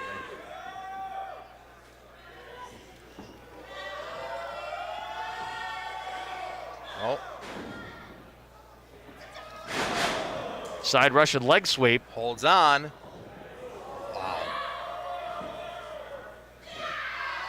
Oh boy, Mercedes in trouble here. Yeah, she is in big trouble right now. Not necessarily near the ropes, and that's it.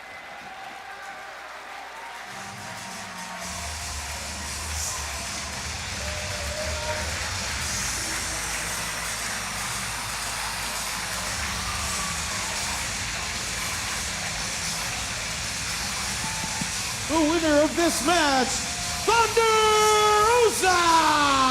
That Peruvian necktie gets it done. I mean, so many close chances for both of these two in this match. Thunder Rosa comes away with a huge victory. And what immediately became one of the best matches we've ever seen here at 2CW, and that's saying a whole lot. That was fantastic, and everybody in the building right now is on their feet.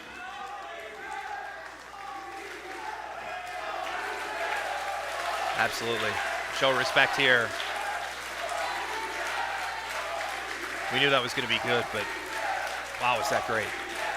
That was fantastic. Such a pleasure to see Mercedes Martinez back at 2CW for this reunion, and such a pleasure to see Thunder Rosa here. And we'll continue to watch these two as their careers progress. Two of the absolute best, no doubt about it.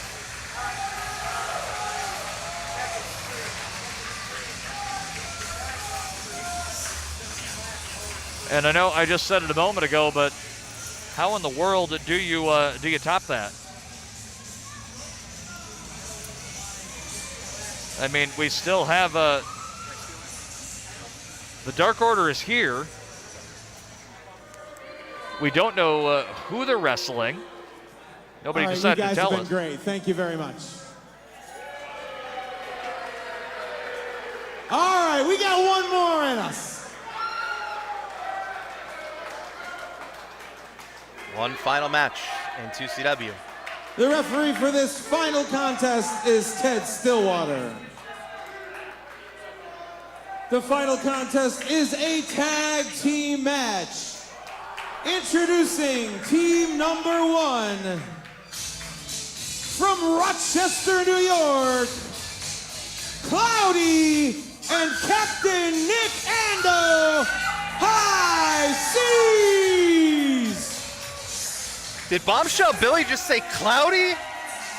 And Nick Ando, High Seas here in the main event. We haven't seen Cloudy in over a decade here in 2CW. 2010. You mentioned earlier him and Cheech, who we saw wrestle earlier, the first ever 2CW Tag Team Champions. We want to talk about a reunion. This is one I never thought we'd see. I didn't. Wow. I'm speechless. 2010, the last time we saw him, a Hillbilly Rules match, him and Cheech broke up after losing to Necro Butcher and Brodie Lee. I believe that was right here in Syracuse. It was at the pastime. Wow.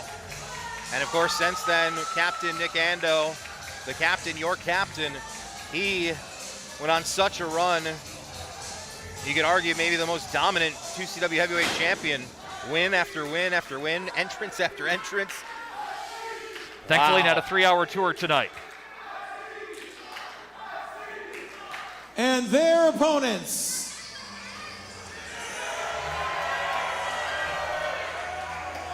Here we go. Stu Grayson, Evil Uno, the Dark Order. The claws are up here in Syracuse. And what a special way this is to close out this 2CW reunion. So, Rob, you're very familiar with this. You were friends with John. I'll let you take this here. Explain to the people that might be watching that may not know why this is so special. Well, I mean, obviously, Brodie Lee, the late great John Huber, one of the biggest names in the history of 2CW, and he became such good friends with Uno and Stu. Traveled the roads, spent a whole lot of time with Cloudy as well back then too, and I mean, these guys knew Brodie so well. Obviously, we talked about how much Brodie means to everybody here. You've heard the chants. You see the all-day shirts everywhere, the signs, the armbands, and if there was a way to close out 2CW, this is it right here. The Super Smash Brothers, as Dark Order used to be known, were the 2CW Tag Team Champions back in 2012 and never lost the titles. Nope. But as everybody's aware of, they weren't able to defend them in the United States of America anymore at that point.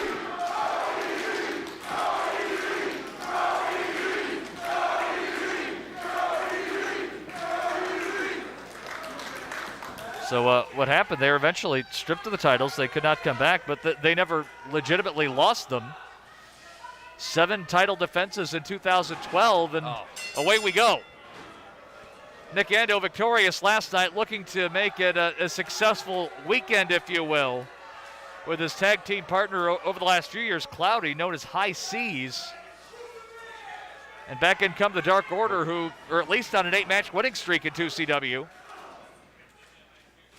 I mean, what a contest we saw last night in Binghamton between Evil Uno and Stu Grayson, the Dark Order, and Colin Delaney and Cheech, to infinity and beyond. Just an absolute classic final contest last night. It was so good. I'm going to say it again now. Somebody's got to sign Colin and Cheech immediately.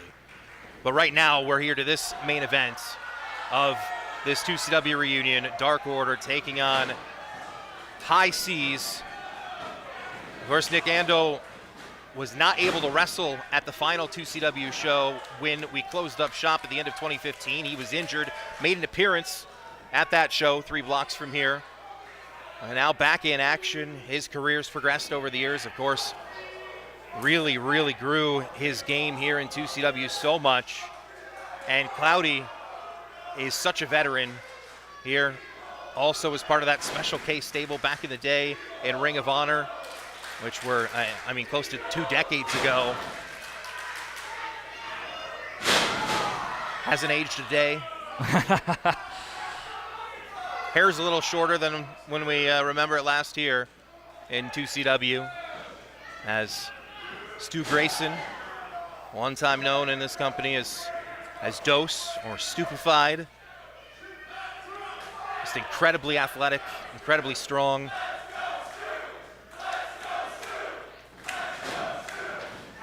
Oh, Cloudy there. Oh. It was effective, but he paid for it. And Cloudy is just not having a good day. Into the ring apron he goes from Stu Grayson. Capped it on the charge. Cloudy again grabbing on a leg.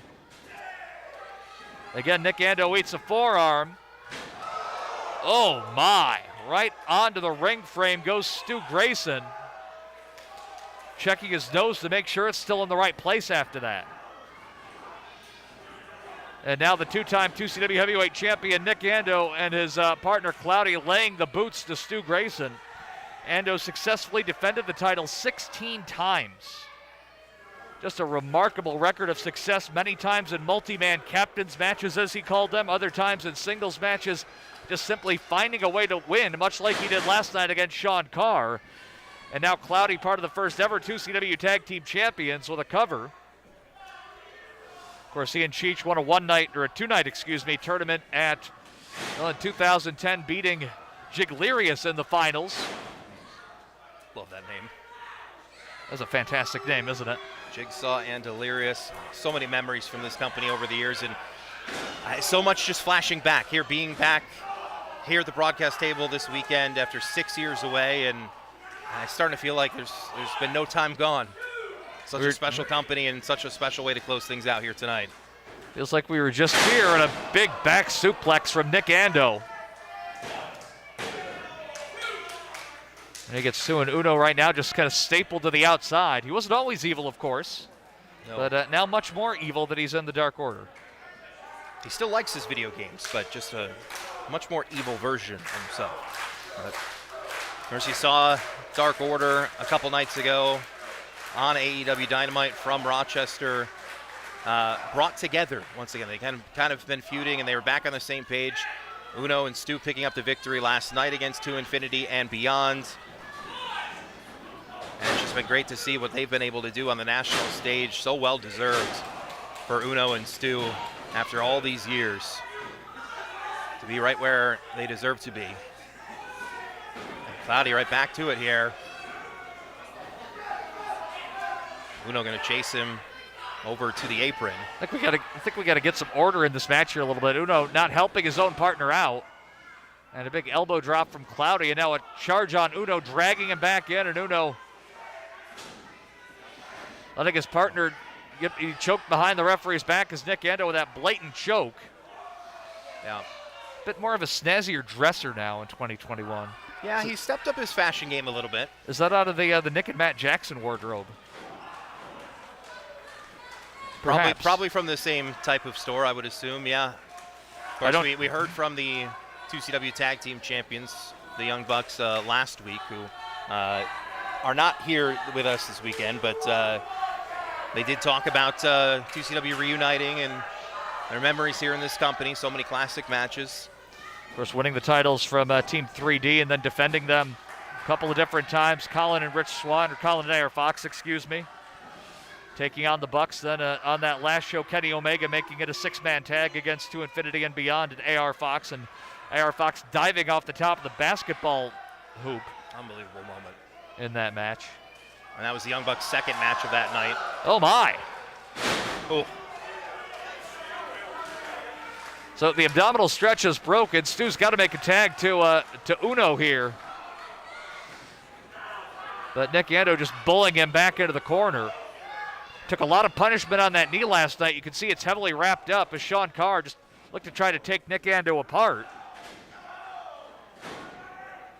Roundhouse kick to the side of the head here in this very final match. This is as folks drink it in right now.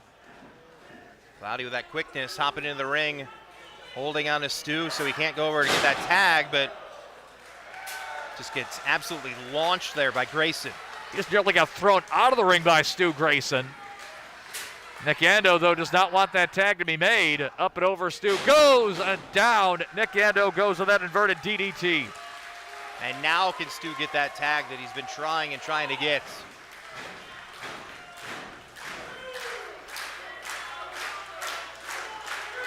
Crowd solidly behind the Dark Order. Oh, no tag. Well, Cloudy again, like a little gnat. It's all over the place. Perfect description here. Oh. That's some very strong teamwork from the High Seas team. Yeah. Nick Ando and Cloudy. Of course, Cloudy, one of his first tag team partners, was Brodie Lee. They were known as, I believe, Cloud Lee. Yes. And what do High Seas have in mind here? Ooh. Flipping Stu over, and he flips right back. Wow. Double Pele kick, taking out both the High Seas members, and now Stu's got to make a tag, but he's in the middle of the ring here. He's got a ways to go. The Dos Pele. Can Uno get the tag? Yes. And in comes Uno. Shots all around for everybody.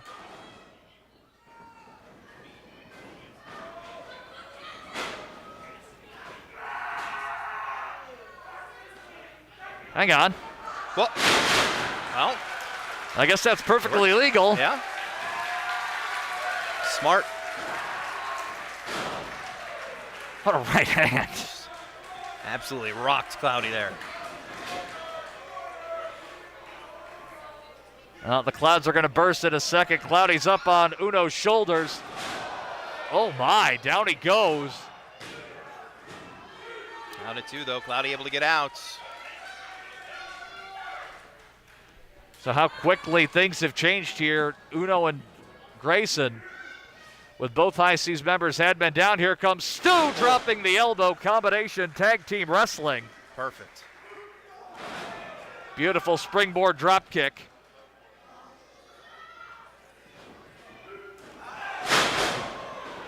This could be all here. Wait, Grayson wants the cover. Ando just barely there in Oh time. my goodness, yeah, that might have been 99/100ths. The slight delay there might have cost Dark Order the victory. But Ando's down to the outside, and Cloudy right now not going anywhere but for a ride. Oh. Cloudy smart there. Yeah. And now Ando back up on the apron, able to help out. And Ando just when we're about and, to count High Seas out of this match, find a way to get right back in it. Now Nick Ando climbing the turnbuckles. We're not used to seeing this from him, and a diving headbutt. Wait, here comes Grayson off the top. Cloudy now up. You've got to be kidding Double me. stomp. Wow. Flatliner from Uno. Here comes Nick Ando.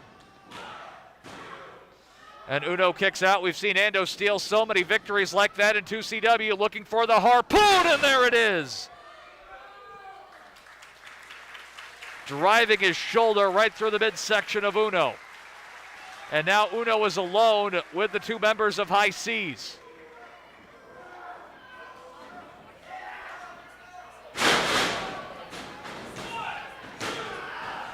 Oh, wow. That power from Stu Grayson able to send Cloudy in physically to break up that pinfall attempt and keep things going here in our final contest. Hashtag 2CW reunion. This is fantastic. So now it's Uno needing to make a tag. Reaching out. Cloudy's kind of right there. Now he grabs the ankle. Uno pushes him off. There's the tag to Grayson. Oh. Discus forearm. Now Uno comes in with a big kick. Grayson Right lurking there. with that jumping knee.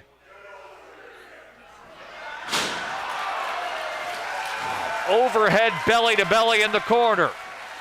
You can sense what's coming here. Grayson's now on the top. Uno's in the opposite corner. Cloudy and Ando are prone. Cover. Whoa! Ando somehow Wow. kicks out. I'm absolutely shocked, John McGraw. The captain always finding a way. He absolutely does. But right now his partner's got to help him out here. By hook or by crook, Captain Nick Ando for so long found ways in 2CW to hang on to that championship. Hang on. Oh, no. Oh. Cloudy just threw the referee into Grayson. Oh, no. And a low blow on Evil Uno. Ted So- looks knocked out there on the apron. Well, we've got no referee now. And Cloudy's going to the outside. Oh, what is going on here? This is... Oh, no. He's got a chair here. It looked like this was This is pretty not much fair. Yeah, This is not fair at all. absolutely not. Cloudy loading up that chair. Hang on. Wait, what's going on Wait, here? hang on. The What's lights going are on out. here? Hang on. What's going on? What Who the turned heck is out the going on? lights? Who turned the lights out? Oh, where's the power? What is going on here? Hang on.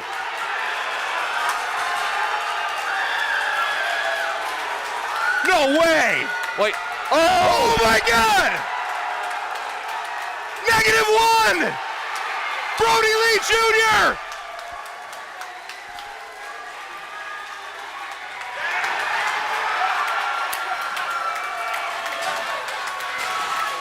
Wake up the ref. This is unbelievable!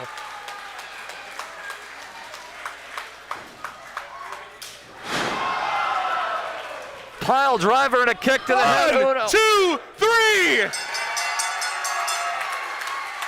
Here are your winners, the Dark Order!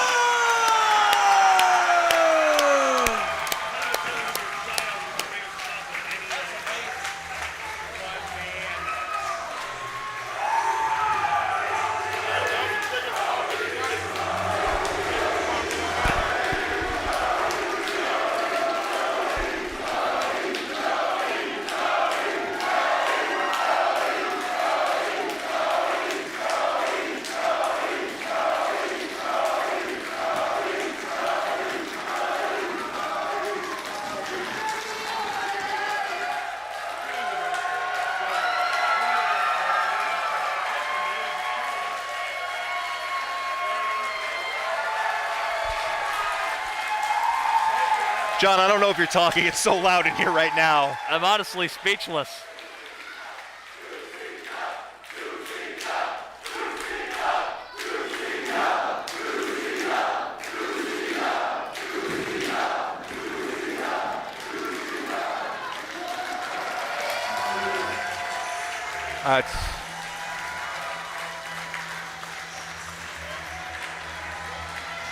The claws are up. What an ending here to this 2CW reunion. The son of the late, great Brodie Lee. -1, Brodie Lee Jr. Had no idea he was here, and just speechless. What an incredible moment. Everybody in this building absolutely loved and loves Brodie Lee. The Dark Order celebrates here in Syracuse. Incredible. Absolutely incredible. So I guess we're on here. That's right. Well, I don't have words to really. The crowd here chanting 2CW. It's very, very special night. Everybody is on their feet here in the building. Well, you guys have been one hell of a, no, I'm sorry, not a crowd. You guys have been one hell of a family for many, many years. We want to thank you guys from the bottom of all of our hearts. This has just been incredible. From last night in Binghamton, this evening right here in Syracuse. Give yourselves a round of applause. Give all these guys a round of applause. 2CW!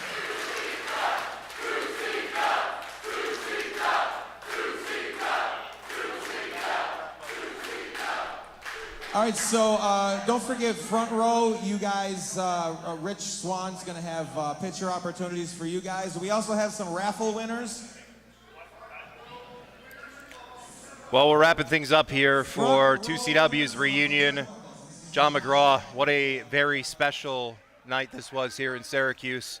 And the way that things closed out there, there's not many ways to describe that here, but it was amazing to be back together with the 2CW family. Great to be back here in the booth with you. 6 years away, 2CW brings the magic back here, and the ending of that show is, the moment that I'll always remember from this company. Yeah, I don't think I'll ever forget that as long as I live. We absolutely loved Brodie Lee. You saw, all the shirts, all the signs, everything here tonight.